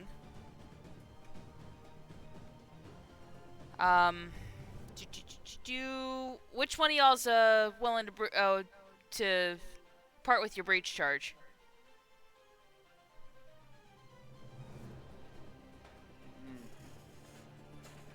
Do I have any? You should with your manticore. Every manticore has a breaching charge. Oh, that's right. Yeah. I don't need it. All right, I'm so not that's much 6 for- charges. Well, no, Let's see. that's 4 shaped charges and 2 breaching charges. Okay, so here's what I'm thinking. I'm going to put. Let's see. 2 shape charges on one of those little devourer thingamabobs you were just talking about. The shredder. To try to see if I can get those gears to stop turning. And then on the closest bulkhead leading to space side, I'm going to put the 2 breach charges. And then use the other 2 shape charges on one of the control stations. Seeing all this, I just look at Chi and go, we might want to get back. This is about to get ugly fast. No, I go in and give her a hand and overcharge one of them. I look at what they're doing. I'm like, I look over at David and I go, no, we want to go to a different place entirely. Like the assembly floor. Because otherwise she's going to breach and vent into space. Also, side note, just so everybody knows, Char Aznable is trending on Twitter. Timing! And as I posted as a Chrisity, this whole situation reminds me of this comic from a game I play. All right, so am I rolling with edge or advantage now because I got Dirge helping me? Advantage. Alrighty. I am going to use smooth method for this. And as soon as Dirge and I get all the charges and whatnot planted, get everything set up for remote explosion, we're going to make our way out of the ore processing and close the door and look through the window. You ready? Kaboom, Nice. kaboom. Sha-na-na-na-na-na-na-na-na, kaboom, kaboom. You know, I see all this, and the first thought that comes to my mind is one simple word. Fluffernutter.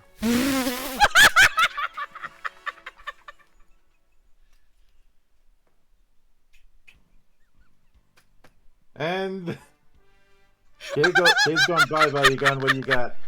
I am currently beyond the capacity for rational thought. Luckily, we don't need rational thought where we're going.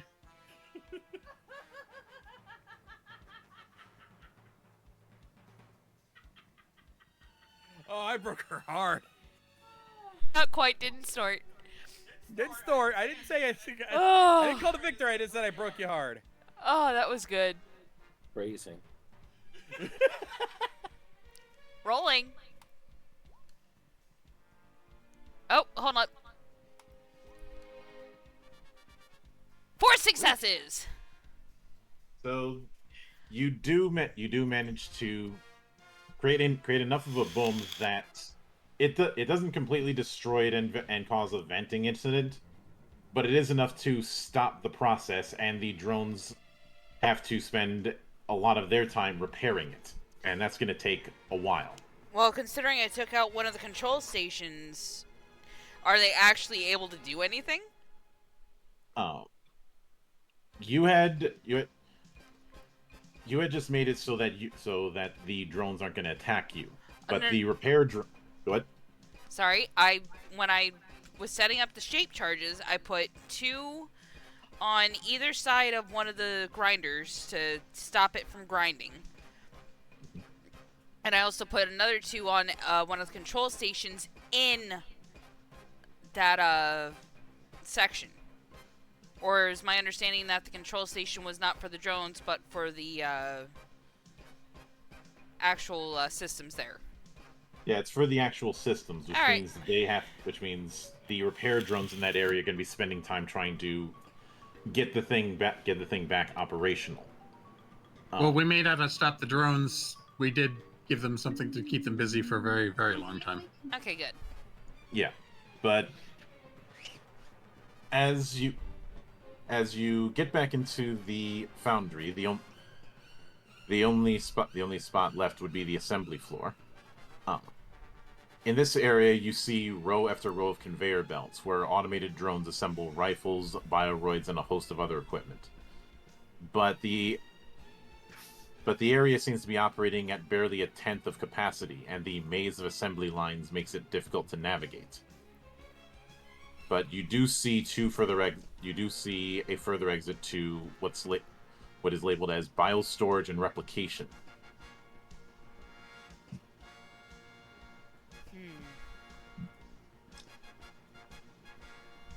Call me a betting man, but considering it says bio storage and replication, much want to bet there's some clones getting made in there. I wouldn't doubt that for a second. Yeah, these masters are always cloning around. As you go into that room, it's a dim, poorly lit room filled with tanks wired up to what looks like computer systems. Each tank is occupied by a single humanoid body. Those within the tanks stir to life when you approach, and a myriad of emotions run across their faces. Some of them are dissolved into nothing right in front of you, the remaining sludge purged from the tanks, leaving nothing but empty fluid behind that is pumped away into a nearby room. Guess they didn't make the cut. But going further, you see that the remains that you saw is then converted into a paste and then funneled. At which you hear the diva sound visibly repulsed and even losing his lunch. Oh, poor kid, he's wearing his helmet. You hear him take the helmet off and reverse gears, as it were. Not just the shock of what's happening, of seeing people being cloned and then used as Soylent Green, essentially, but also the fact that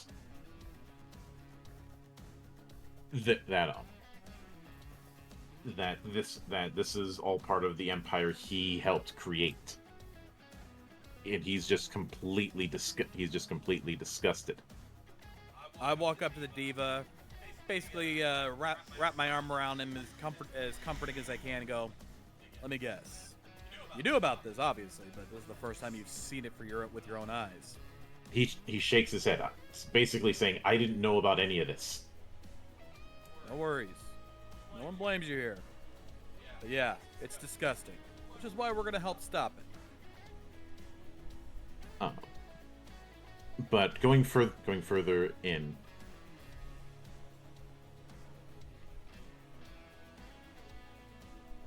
you do see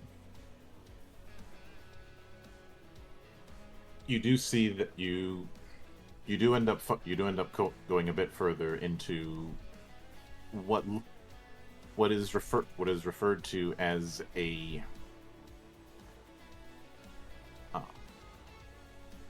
decanting area. Decanting. Mm-hmm. That's a name. Yep.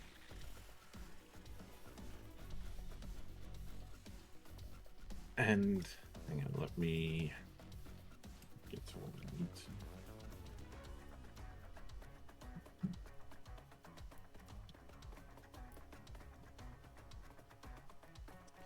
So you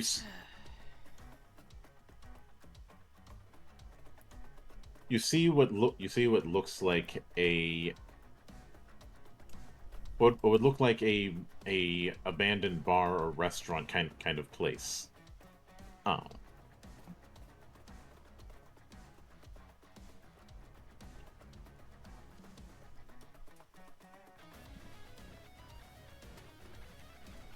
But as you continue onward, you eventually enter into what appears to be a city at night covered in artificial starlight. there's a slight gold sheen that reflects off of the ancient design, appearing something out of the history of old Earth crossed with modern urban planning. It's an immense, bustling settlement within the heart of the mothership. Even at the city's edge, you can see colorful murals, stone carvings, and brick walls which clash against the surrounding smooth metal hull. Both vehicle and foot traffic create a feeling of a busy atmosphere. These are just ordinary masters going about their daily lives, with only a few looking on in confusion as you emerge. Rising above the city lights in the darkened sky of the hollow interior is a massive citadel, similar in shape to a ziggurat found in the ancient cities of humanity. Its presence shines over the city as hover vehicles encircle above and below it in small tracks. The people among the streets seem despondent. Anarchy and strife is present as the triumvirates attempt to keep force and order, but no one's performing the basic functions. Essentially, a citizen here will suddenly scream, writhing out in agony, raging or falling into despair, only to be dragged away by others. The diva is like, "This isn't right. Where's the people? I see only the nobility, and yet none recognize me even as I am. The father of the muses wanders the street, and not one turns an eye. And yet, the commoners, where have they gone? And the people themselves are not harmony. Do they have no muses to focus them besides themselves? Was this the purpose of my resurrection?"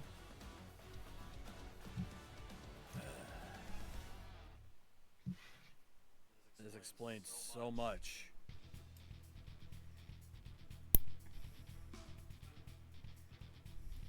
But he does explain that the city is divided into blocks and districts. The closer people live to that ziggurat citadel, the more affluent and higher rank that person is. That is their primary target. The prison block is located within the building in its basement, and the senatorial chamber, alongside the master who commands this vessel's personal chamber, is at the very top. Gia is a little bit curious about what the diva meant, but figures the mission is more important and says, "Well, then let's go to the prison block. We need to get the doctor and get out." We can discuss what's going on with the rest of the city later. The film, we got a lot to talk about there, but that's gonna have to wait.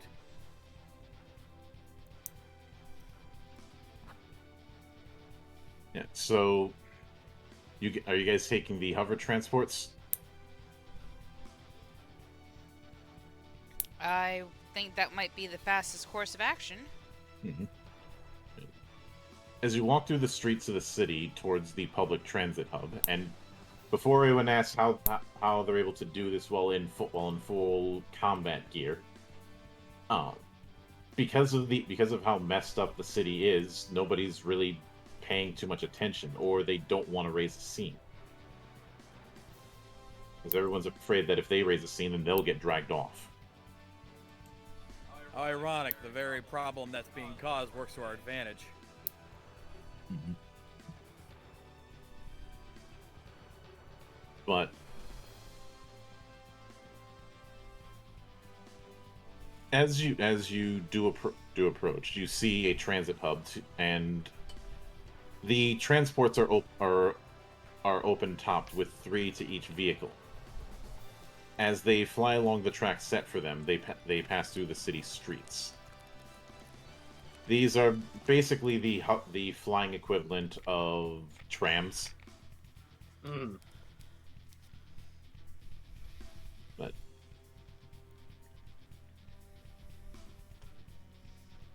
as you get close to these ziggurat, you do see that the diva uses a nearby computer to do a security lockout, so that security will hopefully not raise too much of a stink. But they're not going to. But they're still on borrowed time.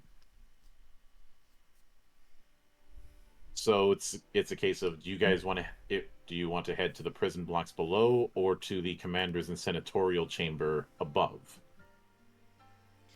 Is there a Much as we way like- we can hack into the system and figure out where he's at? Not from here. Okay. At least not without getting spotted and causing the whole of the city's security to find out where you are. Fair enough. Much as we'd like to go, as much as we'd like to deal with the higher ups, we don't have time. We got to get the doctor and get the hell out.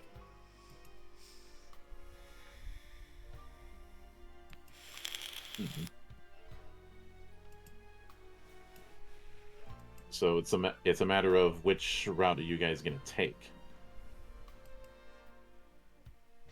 Considering his importance to what they want, I think they'd actually keep him closer to the top.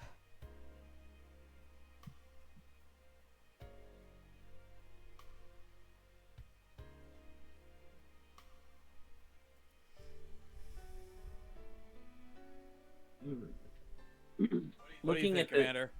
looking at the diva, Shia says, they took him as a prisoner of war for the type of technology he was attempting to develop. In your experience, does that still put him in the prison or not? If he's that valuable, then he'd probably be higher up. Then there you go. We're going up. Roger that. Yep. So eventually you're led into the citadel's area, specifically within the Imperial Gardens just outside of it. It's filled with strange plants that look like tall, bulbous stalks and oddly colored trees. But I think that is where we are going to go to break. All right, folks, you heard it here first. We are going to be back in 10 minutes, so get your snacks, get your drinks, use the bathroom if you need to. We'll see you in 10. Good plan, I think.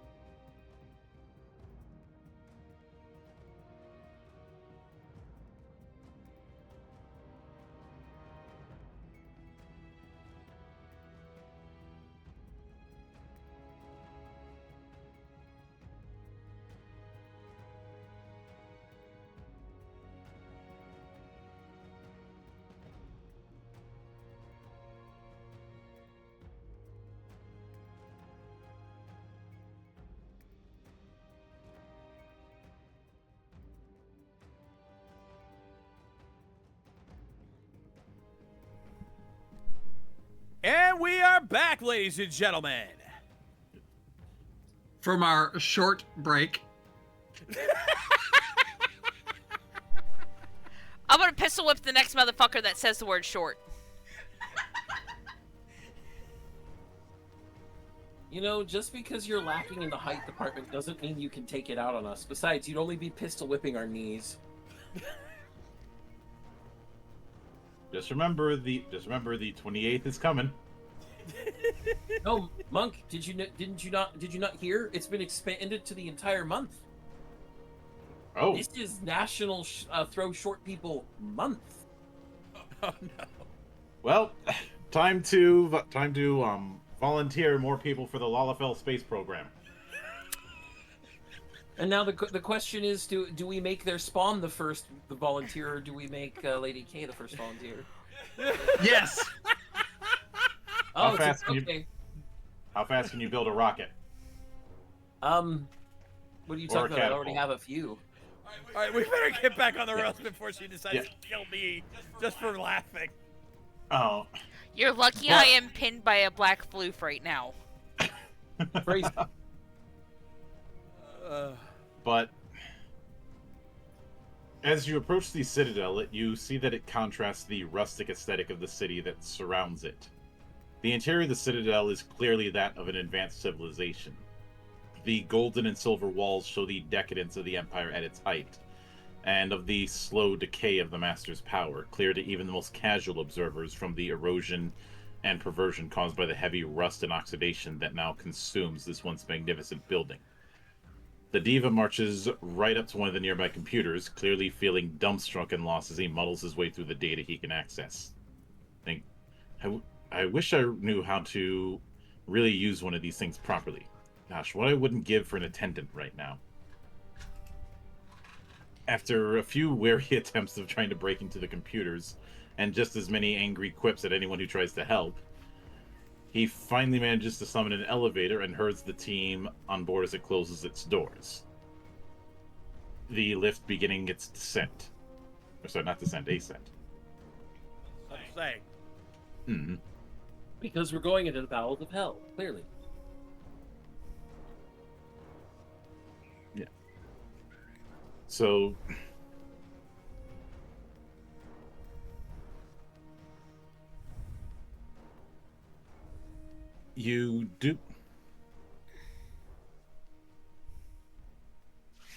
you do begin your journey up to the top of the ziggurat. As you rise high above the city, the clear elevator walls give you a full view of the horizon. Bits of dust and debris drop from the ceiling as you hear the mothership shake. The attacks from outside causing the streets to empty, and little movement can be seen. Exiting the lift on the uppermost floor of the Citadel, you find the area as abandoned as the city. And hearing Vici go, "There's no one here and no one was outside?" The Diva saying, "People take shelter quickly. An attack will not prompt panic unless the sensitive section, such as the city itself, is breached. For those who should be here in the Citadel, I do not know, but the governor of the ship should be just beyond here." Working through the many halls that serve as the reception area to this political center, the Diva leads you through a set of solid golden doors that give way to a vast chamber. Long benches and podiums rise around them. Spaces for hundreds, maybe thousands of people can be seen in this truly massive forum. Open spaces and high arching ceilings would allow a full-size Zentradi to stand before the Masters and still have space to jump. At the opposite side of the opulent door, a flight of stairs ascend in a direct path to the top of the chamber and a floor beyond. At the top of the steps, the team finds a larger, even grander room that overshadows the other chambers in its grandeur. Columns stretch from floor to ceiling, tall enough for several battle pods to stand at 30 meters high. Stained glass windows depict the legacy of the Master's empire and a single bloodline that would control them all. At the far end of the room, the team sees two figures. Dr. Kirk, who's clearly restrained, and a man in front of a massive screen displaying a battle between the Shadow of Intent and another of the Master's motherships, presumably the source of the tremors throughout the ship. When the master notices the team, he steps into the control pod of a golden bioroid, brandishing a massive, powerful-looking glaive, and steps forward to address them. Welcome, Micronians. I am the Counselor, Defender and Warden of the Empire, Senator of the 9th seat of the Robotech Masters Imperial Senate of our 783rd Assembly, and I bid you welcome. I do not wish to do battle with you all this day. In fact, I wish to propose a trade and an agreement. You could say this is an arrangement and contract of mutual benefit. Now decide. If you have not realized, time runs short, and I wish to save my people. She looks to the rest of the team, signals for them to stand down, because this is the first time that he knows of that the Robotech Masters have not just shot first and asked questions later.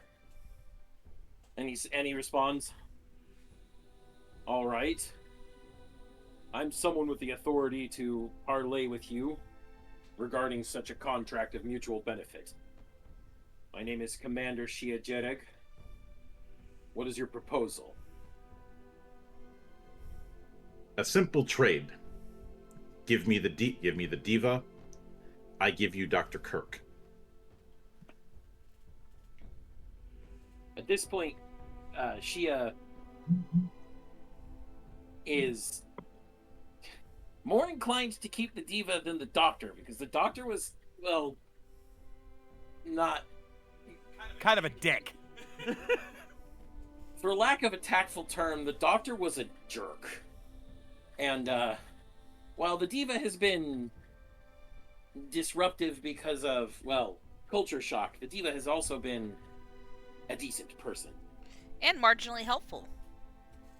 He's at least tried. Yeah. Shia responds, "Why would returning the diva to you suddenly save your people? It's inconceivable one person could possibly save an entire race." At which point you do hear Dr. Kirk saying, "Don't trust him, Hannibal. He wanted the information I have on Project Stormbreaker, and now he has it, so he has no more need of me. But we can't trust him. He's a threat to our planet. If you give him what he wants, you'll doom us all, and this war will never end." At which point the counselor says, "Untrue. Please. Your reactor designs could be used to extend the lifespan of what little remaining protoculture we have left, and with it we could escape this doomed system. I can even help you Micronians leave with us. Surely you would prefer that than face the coming storm that will descend upon us. For without the protoculture, neither of us can hope to withstand the Invid. Your Project Stormbreaker could help us save even more lives, and all I need is the one last Troilian you have housed in your care." Right in the middle of the conversation, the massive display monitor begins to distort and crackle as its image is overwritten remotely. 3 identical figures are seen standing together, clad in ornate military robes, with robust yet young-looking features. Another triumvirate. I look at our commander and I just mouth to him, "Invid? Like, what the fuck is he talking about?" Shia very subtly shakes his head. He doesn't indicate that he knows anything. Just and then over closed comms, very, very softly, "It's gotta be classified information about any of our heads." Gonna have to find get some answers when we get back. That's for sure. Now, there's a couple things that I do need to show. And unfortunately, there were some issues with the image. So first off, as far as the counselor,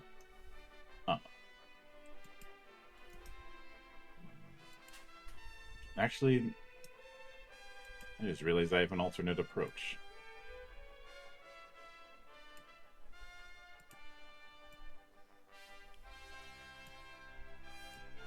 This is the appearance of the counselor. Okay. Before he got inside his bioroid. Mm-hmm. And on the screen, you see a much younger looking individual who clearly does not have any time for whatever the counselor is doing. You hear him say, "Counselor, end this foolishness. You know that our people cannot survive the oncoming storm. We need to withdraw from the system immediately and make a fresh start elsewhere. If you continue to antagonize these Micronians and act with total disregard for my military authority, then I will be forced to destroy you. My vessel already holds the upper hand, and I will commit to this battle between us if it means subduing your impertinence." Shia, at this point, is willing to follow an age-old an age-old proverb from old Earth. Never interrupt your opponents when they're making mistakes. Shia simply stands back and lets these two continue talking for now, indicating to Kirk just with a hand gesture that he understands that the situation is one where, well, only we can trust ourselves. Mm-hmm. But you hear the counselor say, "You're too late. I now possess the Diva and will renew control of the Robotech Masters, my control over our people, and I will rebuild the Empire as its lord. What will you do, Legate? Destroy the very thing you're sworn to defend? You're a fool if you think you can prevent me from taking control of it all. I do not need our people except as a means to an end. They are my tools and mine alone. We may not have the power to fight our enemies, nor to leave this fetid world, but soon I will obtain both the power to escape and rule. The Empire is eternal. I am eternal." Which the Legate looks disgusted and simply says, "What madness is this? The dream of the Empire is dead along with its creators, and our enemies are almost upon us. Our fleets must scatter to save what little of our culture remains. Please, I beg of you, humans, do not let him have the Diva. Do not listen to any bargain the counselor will try to make for him. With that power behind him, he would bind both of our peoples to his control and ravage what remains of your planet." You do hear the counselor respond, "Pay him no attention, Micronians, and return the Diva to me. With him, I will unite my people, and in return, I will spare your lives. Perhaps I should make you citizens within the Empire, blessed with luxuries such as you have never imagined." Yeah. Kay here is just going to shoulder her rifle. Commander? You really need to in your power armor. Are you really going to shoulder your rifle, or are you going to shoulder the anti-personnel laser cannons on these things? That thing. Yeah, they're mounted to the forearms, so you're just raising your arms. Commander, give the order. I take the shot. As you're discussing, you do hear the Legate say, "Humans, heed me. I am the Legate, Master of the Legion in Cartia, and Commander of the mothership that now engages the vessel upon which you stand. I am the true defender of my people and champion of the Empire. I ask of you humbly, do not relinquish the Diva to this creature. He is a sickening beast of lies and deception with no honor. He seeks to cross us all and rise to power for his own gain. Aiding him will only rob you of your future." At this point, I look over at Shia and go, and just have this look like, "What if I say something?" One moment, Lieutenant. Shia also looks over it at Kihir. That shot won't go through his bioroid. But Shia raises one of the laser mounts on his forearm, points it at Dr. Kirk, raises his other arm, points it at the Diva. "Do anything untoward, I kill them both."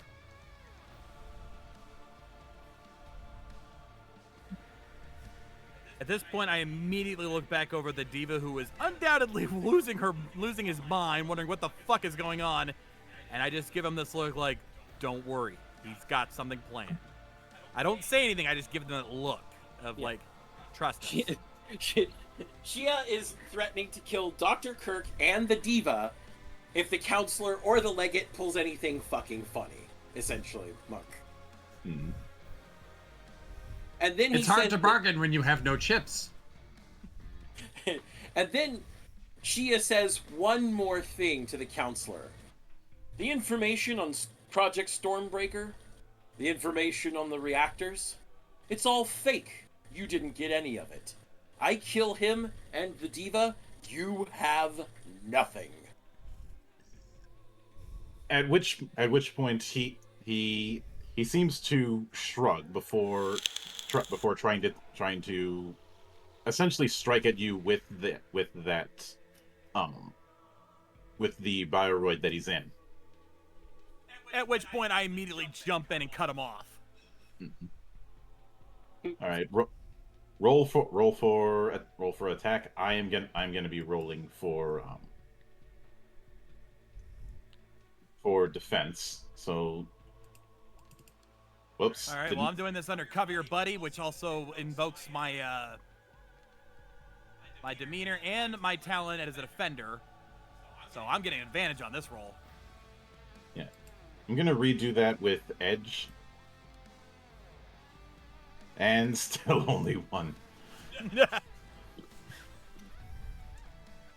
Because he may have a powerful bioroid, but he's very much more of a politician than a soldier.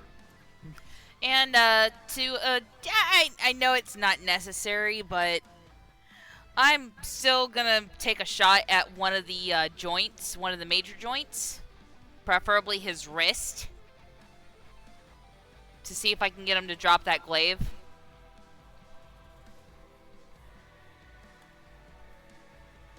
So, working in Dirty Fighter for that one. 2 successes on my end too. It hits, but it's not enough to go through armor. And as soon as the exchange is done, he ends up hightailing it out of there. So he's running away? Yeah, you see him smash through the Citadel's windows and leap out into the city. Okay. Chia immediately just disengages his arms, walks up to Kirk and hands him a light armor suit to put on as well. All right, Doctor. Our orders are to get you and get the hell out. Mhm. It's at this point that, since we do have the Doctor and we're expecting to exfil as soon as possible, that Chia opens up the secure pocket on his armor and flips on the transponder. Now, the Legate is still on screen, right? Yeah. As he's doing that, I look up at the Legate and go, let me make this clear. You leave us alone, stop this stupid war of yours, and you have my word that counselor ain't gonna get their hands on the diva.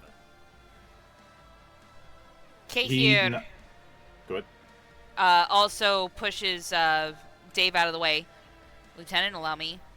What is this coming storm you were talking about? I would love to inform you of that, but we unfortunately do not have time. I suggest you all leave quickly before he returns with reinforcements. Of course. Please guard the diva as best you can and ensure the counselor is never allowed to possess him. Leave as quickly as possible before our forces destroy that vessel. My legionnaires will not target you, but you must flee. The vessel may not be allowed to stand any longer, and I must crush the counselor quickly before he can escape to threaten my people further. Of course. That was our plan anyway, so rest assured. All right, Hannibal team, we're exfilling the same way we came in with the utmost haste. We're going to get back on that dropship and get the hell out. Let's move! Yep. All right, so I'm guessing we're engaging the jetpacks then. We are You're engaging getting out GTFO mode. Yep. Getting out of the city. As the city shakes with a violent impact, explosions tear through it. Crowds of panicked and screaming Troilians try to find a way to escape the ever-worsening attacks on the ship. Bioroids marked with a flaming spear appear from the outskirts, making their way into the city, setting fire to anything in their way and slaughtering the defenders as they range scorching hot plasma fire onto their enemies. Other bioroids, covered in a deep emerald green, ooze a cloud of black toxic gas that covers entire city blocks, coldly exterminating any who inhale it. Even those in sealed armor collapse once they encounter the gas. More bioroids continue to stream through breaks in the city's defenses, past the shitty ship's own bioroids, crashing through them towards the Citadel. With the ship under attack from the Legion in Cartia, you guys have to find a way to escape. As you backtrack through the mothership to either your own ship or to the hangar bays, which fortunately the ship that you do have was able to get in. All the while, the two Bioroid legions are locked in deadly combat, ignoring you guys and the panicking civilians of the collapsing cities.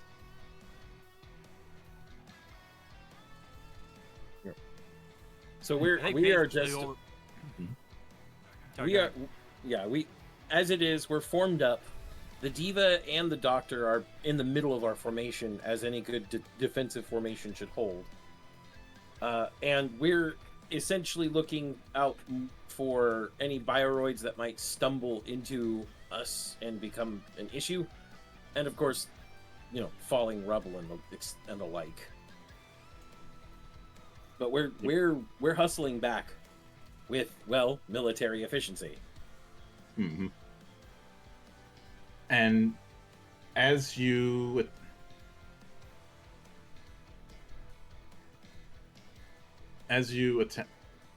attempt to get out,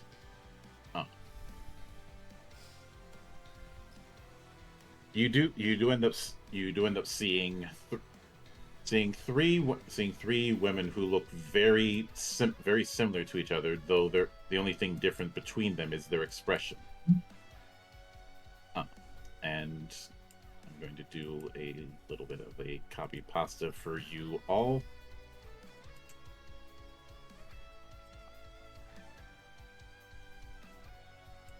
These three.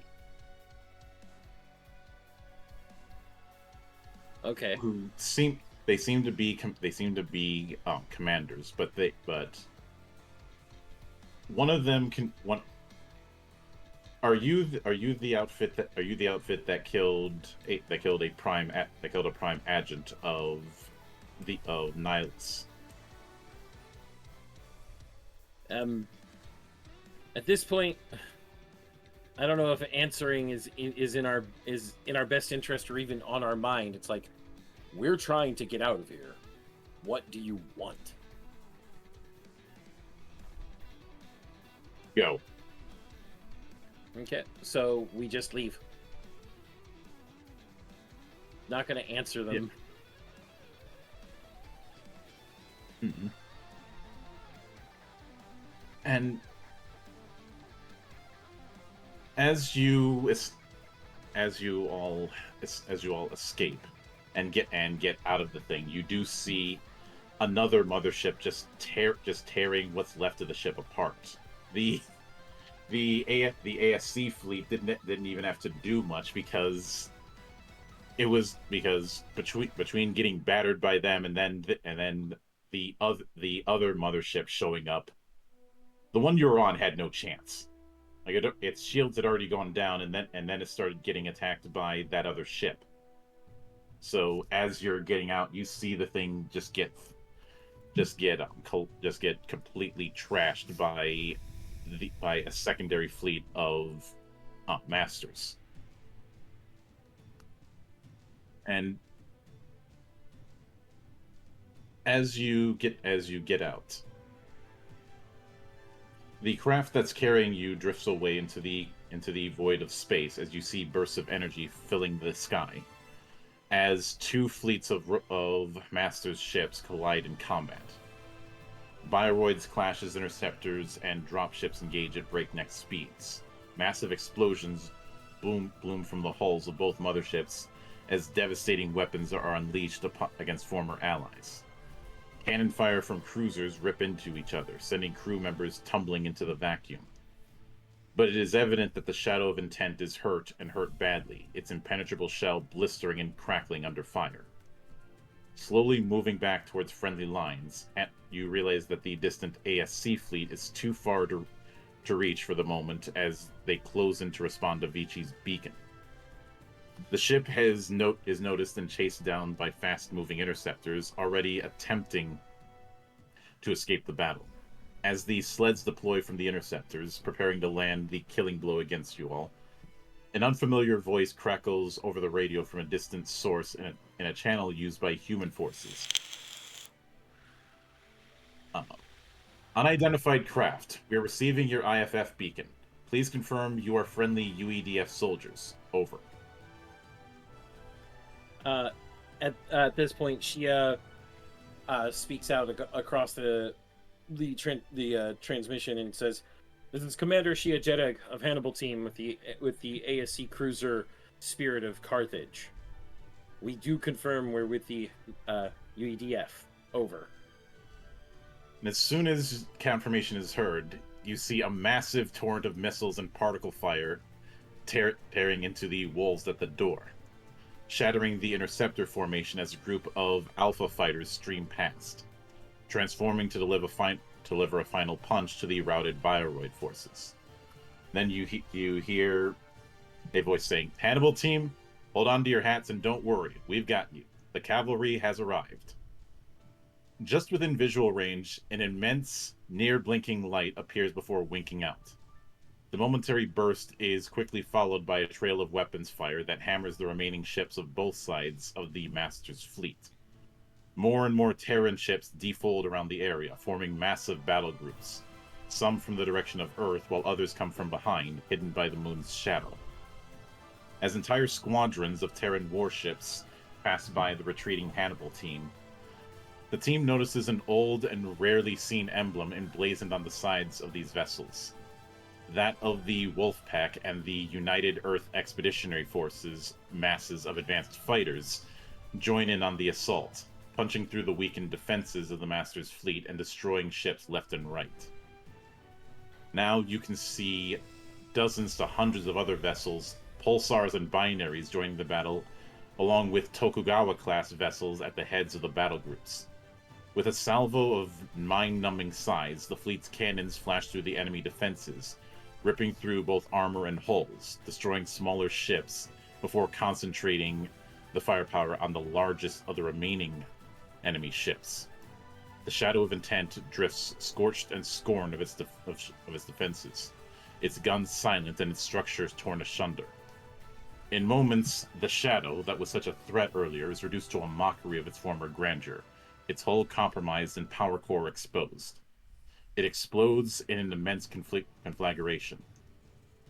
The energy waves from the desolation all but obliterate the combined Master's fleets and rocks the Hannibal's escape ship. The few remaining vessels under the command of the Legate are in full retreat, as survivors retreat from the moon across space, slowly back towards the Earth, while the Spirit of Carthage arrives to pick you all up, and in the process return you to the planet.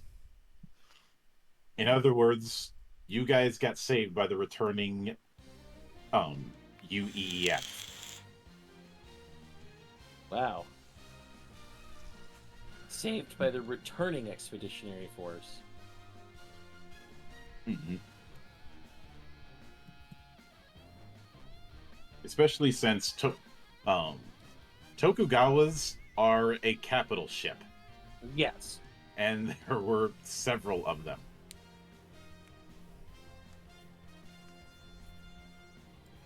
Which is part of the reason why this was such a one-sided affair, because the ASC fleet that you guys had was a case of the best of the worst. Whereas this is the equivalent of a proper standing army coming in to aid. Mm. But after getting back aboard the ship and going through the debriefing, you guys did hear some lamentation from some of the engineering department, hoping that they could salvage some parts of the mothership. I mean, you could probably salvage some bits of metal here and there, but given what you guys saw in the thing, I'd imagine you are not so keen about going back in a mothership to see to have other people see what you guys saw, especially when it came to processing. Yeah. Just be glad it's destroyed. But in the aftermath, after the debriefing, you you all end up relaying what had happened, and one of the bigger things that has been brought up is, for starters, there's been a massive morale boost with the return of the UEEF, and in addition to that,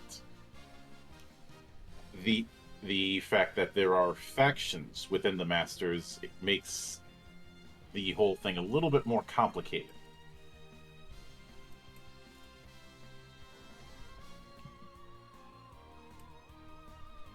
And of course there was that whole thing about the diva. But in the aftermath of things, I believe this is as good a spot as any to have Xia and Dr. Kirk have a face-to-face alone.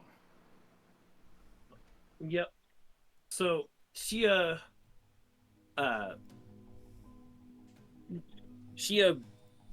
hits the door alarm on the doctor's quarters and says, "Dr. Kirk, this is Commander Jeddick."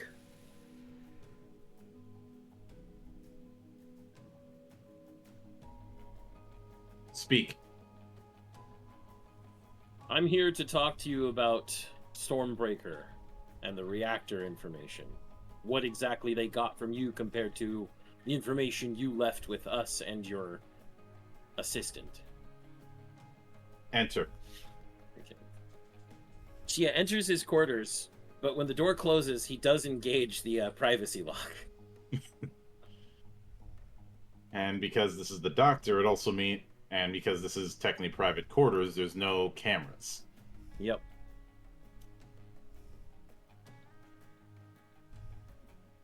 So Shia approaches closer to Dr. Kirk. He's within arm's reach.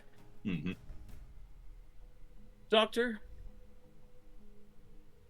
tell me.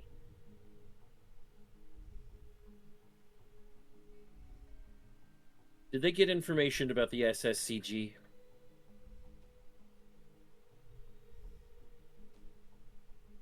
The SS. How do you know that? That was supposed to be classified. A rank and file soldier shouldn't know about SSCG. Shia pulls out his very nice pistol, puts it to the doctor's chin, takes off his mask and says, "Firinia never forgets, Doctor." You're dead. You're supposed to have died 10 years ago. Who are you? It's always been right in front of every one of you. Leovan, last scion of Clan Firinia. He literally has a gun barrel under the doctor's chin at this point, by the way. I was told they were wiped out. They had to be after what was discovered with that project. Your family were madmen. There's no way we can survive without protoculture. You of all people should know that. My family completed that project. We created reproducible neutron stars in miniature to create controlled supernova. I know exactly how the SSCG works, Doctor. And what are you going to do? What are you going to do with that info? If we can be free of the protoculture, these wars end. Those bastards out there, the Robotech masters, everything. They leave us the fuck alone because we don't have to use the goddamn protoculture anymore.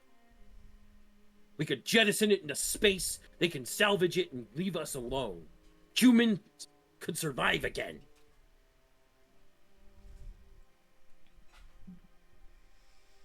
And if one of the...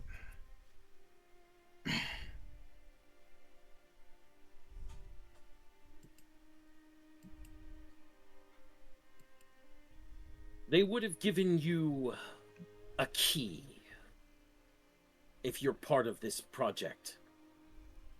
Something encrypted that you can't do anything with. You will give that to me.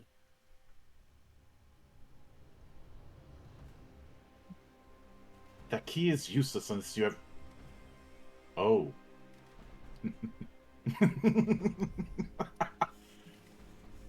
The box.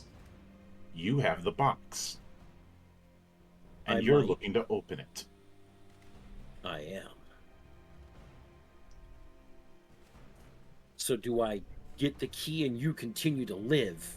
Or do I splatter your brains across this entire quarters, make it look like a suicide, and get the key anyway?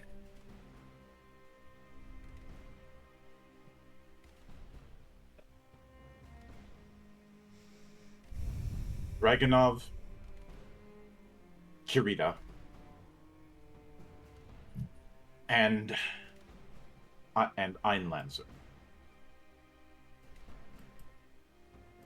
That isn't a key, Doctor. But those are No. names that I recognize. If you want a culprit, those are the three commanders who signed off on it.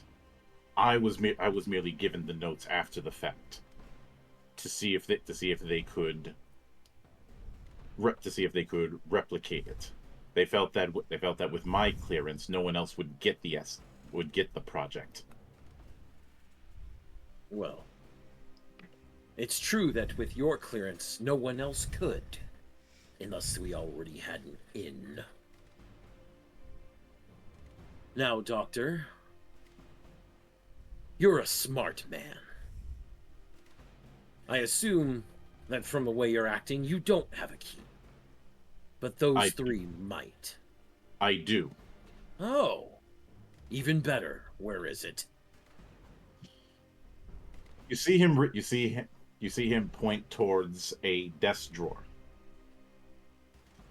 So, keeping the gun trained firmly on the Doctor, she shuffles backwards to the desk drawer and opens it and glances in out of the corner of his eye.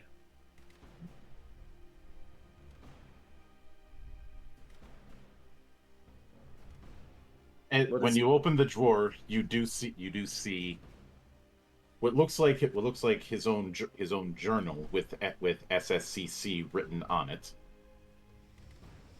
and you see a little SD card of the same shape as the other ones you found. Okay. So the first thing Shia does, he picks up the SD card, puts it in his personal pocket on his uniform. He picks up the journal and looks through it while at the same time still keeping his gun trained on Dr. Kirk, just to see what sort of research Kirk has done into the SSCG. A lot of it is him trying to figure it out, because as skilled of a doctor, as skilled of a scientist as he is, this is beyond even him. Okay. And a lot of the stuff he goes through, you had already somewhat known about. Mm. But one of the key things is that the material he was given hinted at the location being hidden behind layers of encryption, and no matter what he did, he couldn't crack it. Yeah. But he's firm in his belief that there is a full working generator somewhere, either on Earth or in space, i.e., within Earth's orbit. Mm-hmm. And so, all right. At that point, Shia understands exactly what he's seeing here. He knows some things about what this could be referring to. He puts the journal back in the desk drawer and closes it. Comes back up to the doctor. Puts the mask back on his face. Now, doctor, you're a smart man. Very smart from what I've seen in that journal. I assume you have no dog in a fight to destroy the Firinha clan. That was one of those three men, or even all three of them, or maybe even someone above them. Let's make a deal. I collect all the keys, unlock the box. We find the one surviving SSCG. And you get to work on it. It strikes me that your only real concern is whether it can be done and exactly how. I don't have a problem working with you so long as you don't seek my death.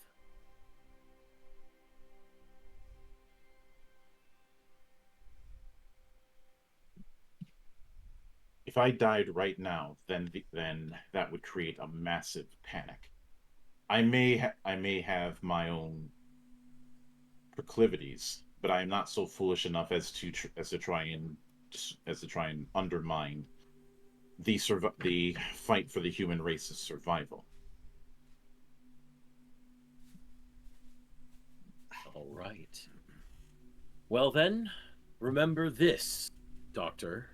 The Firinha clan was destroyed in totality. As far as you know, I'm simply Shia Jedek, commander of Hannibal team. Very well. And I suppose if I end up speaking about who you are under that mask, you'll come for me and put a blast in my head. If you end up speaking about who I might be to anyone, the doctor will have come to an unfortunate realization about the moralities and ethics of what he's been doing, and overcome with guilt, he voided himself out the airlock. And the people you tell, they'll suffer the same. Even if it's Captain Prana. No matter who you tell on this ship, they'll die. With that, Shia, again, still keeping his gun out, pointing it at Dr. Kirk, backs up to the door, slowly holsters his gun. It was a good conversation, Doctor. Remember what I've said. Undoes the privacy lock and walks out. At which point the doctor collapses for a moment because, well, if he hadn't talked his way out of that, he'd probably end up splattered all over the wall. Yes, I would have been going to find the doctor to understand what, the Robotech Masters had got from him. And when I got to his quarters, unfortunately, it seems he had blown his head off. He was so despondent over betraying. He couldn't live with his guilt.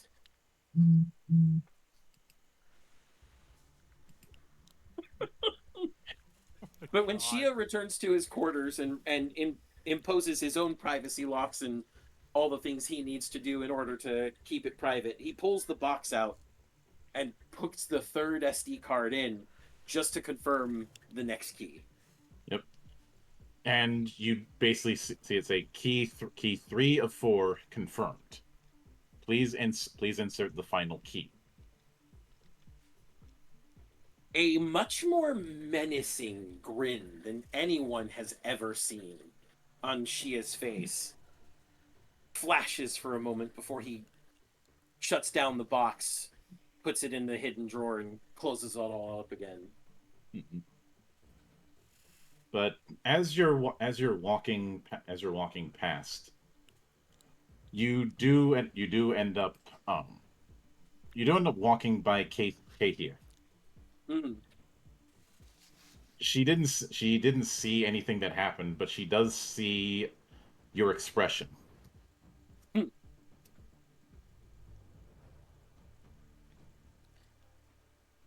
Kay And here doesn't say a word.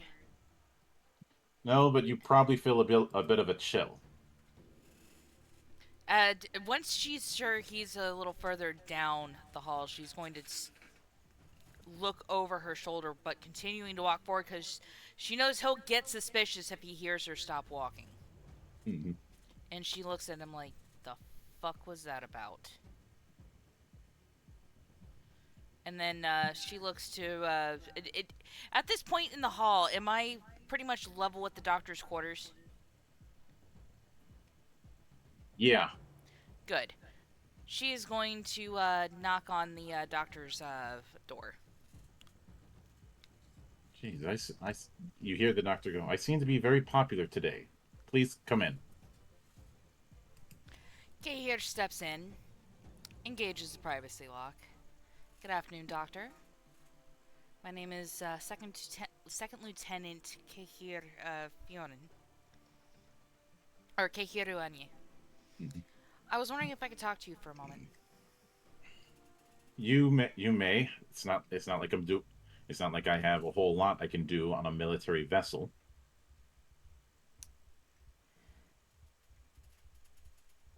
The storm they were talking about. What did you hear? I didn't hear much. I heard the name Invid. That they seem to have a biological relationship with protoculture, and whatever the Invid are, it seems to terrify them. Like just hearing the name is enough to make them wince.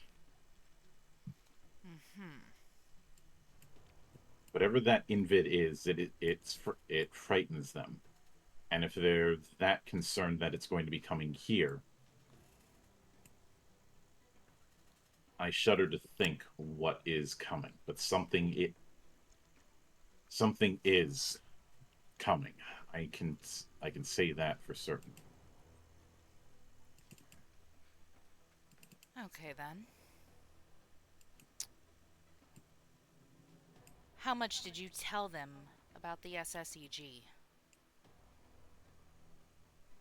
You Actually, would- I have to interject on this because Okay.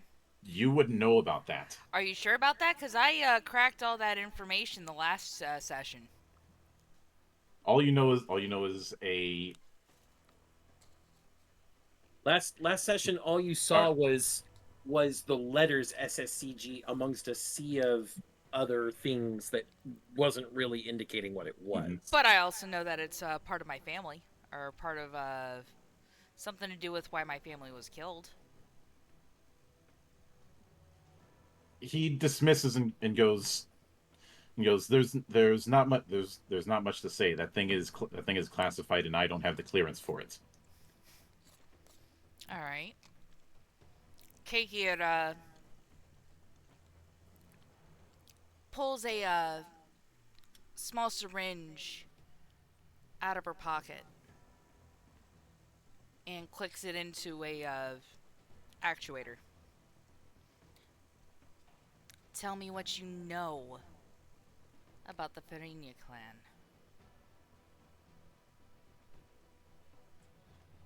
Verinia clan died 10 years ago. They were the unfortunate victims of one of the many attacks by the masters. I have a hard time believing that. And Kehir presses the actuator against his neck. And with her other hand, pulls off the red wig she has been wearing this entire time. Tell me the truth. Or they're going to find you have suffered a heart attack.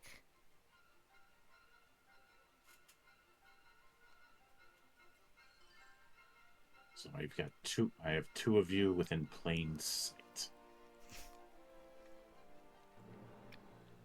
I suggest, Doctor, you start giving me clues as to what happened with my family. Or else we're going to have a very messy situation on our hands.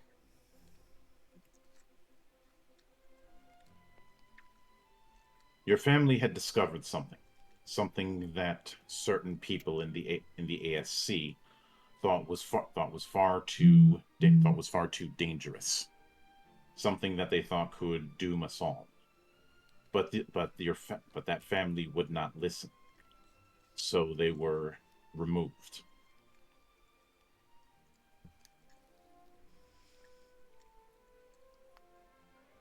What kind of information are we talking? They didn't tell me. I will tell you this. You're not the only one on this ship with that name. Is that so?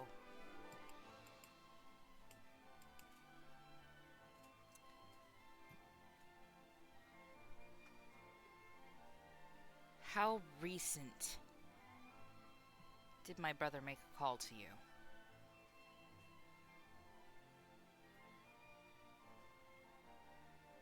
Because I know damn well he and I are the only ones left.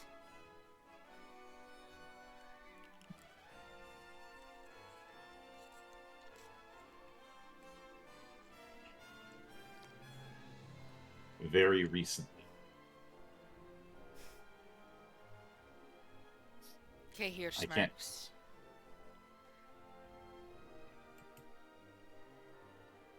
So definitely in the last 24 hours. I understand.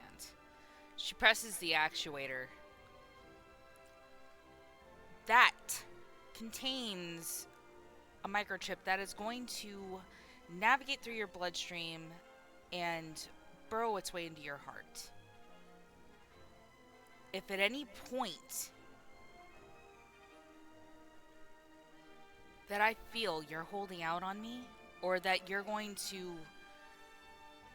give up my identity to anybody, I'm going to push that button and you will suffer a heart attack instantly. Good luck surviving it. With that, she pockets her actuator, replaces her wig, and lets herself out. And in the aftermath, after that bit of tension, there's a bit of excitement in the engineering room, because while they weren't able to salvage anything from the mothership, they were able to get the thing that anybody in an engineering room is going to love. New toys. Since Dirge is probably having fun. I was gonna say, They- Dirge is probably just love it. It's just like in a holiday right now. yeah, I'm showing off new toys too. obviously there's that whole thing with the Ajax, but since the UEEF is now back in Earth orbit, they have been sharing some of their tech, which includes things like other third gen Veritech, such as Alpha fighters, as well as second gens like the Condor.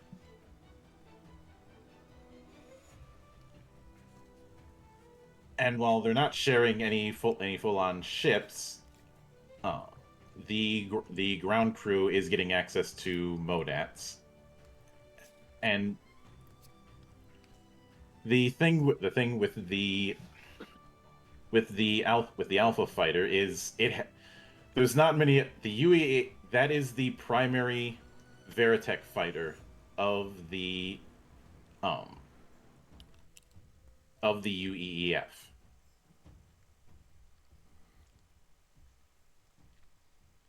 And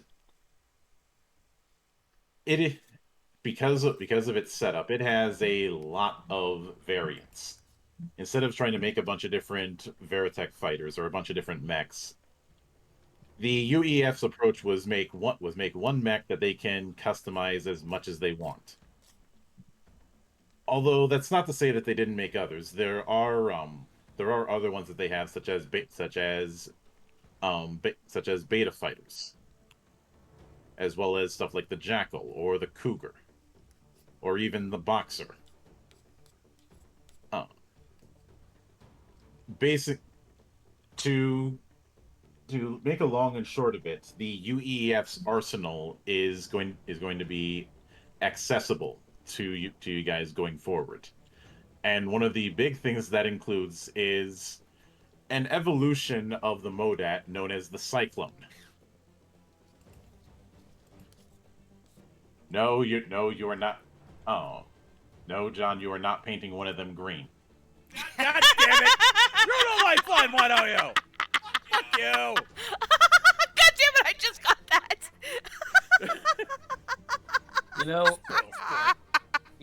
He wouldn't. You're kind of. You're only half right there, though, Monk. He'd have to paint it green and black. Which is also a no. Spoil sport! Ruin all my fun! But for the record, I just showed you an image of 3 variants of the Cyclone. One of them's already green, Monk.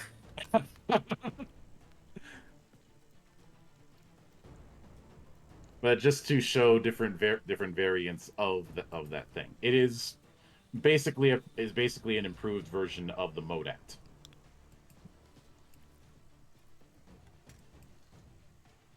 But as you go into the new setup, this does mean that some of your equipment is going to be overhauled over the next week.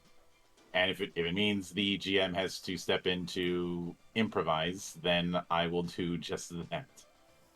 I'll take the green one. Yeah. Not that kind of approach hasn't stopped me before. But with that said, with new tensions and things in high spirits, you do catch wind that you guys are heading back to Earth, and specifically heading to Vietnam. 1,000-yard stare. That's right, people. In Robotech, Space Vietnam is just Vietnam. And thus, I have to make the following quote, because you don't bring up that without bringing up the classic movie. Good morning, Vietnam! God damn it, John! I need my eardrum. For whatever reason, when you said the classic, I was thinking you were going to say, "I love the smell of napalm in the morning." No, I see Dirge saying that. It does smell like victory. Mm-hmm. But that is where we're going to wrap it up for this particular one. I know this was shorter than our usual full 4 hours, but a lot of this was going to be set up, as well as a shift in the way the board is set up, clearing the board, if you will. Yes. We're not a MetroCon. Oh, well, of course not. I wouldn't try and set up my own bison themed cryptocurrency.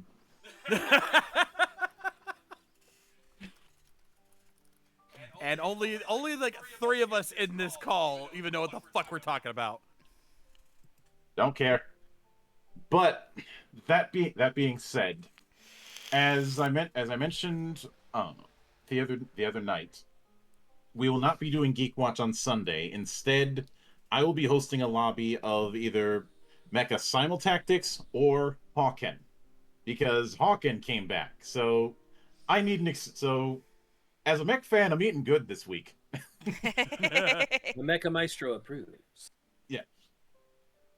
So that's going to be the plan for tomorrow, and of course later that night I will be continuing with Reynatus, because I want to try and get that done so I can move on to to whatever is going to be on the docket next. instead of eternally delaying something. Yo. No, I'm doing a thing of I'm playing this thing until it's finished and then moving on to the next thing instead of jumping around like so many other people do.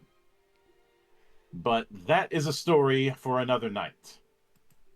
So until then, on behalf of the good brothers present and not present, my name is Mildra. I am your gaming monk.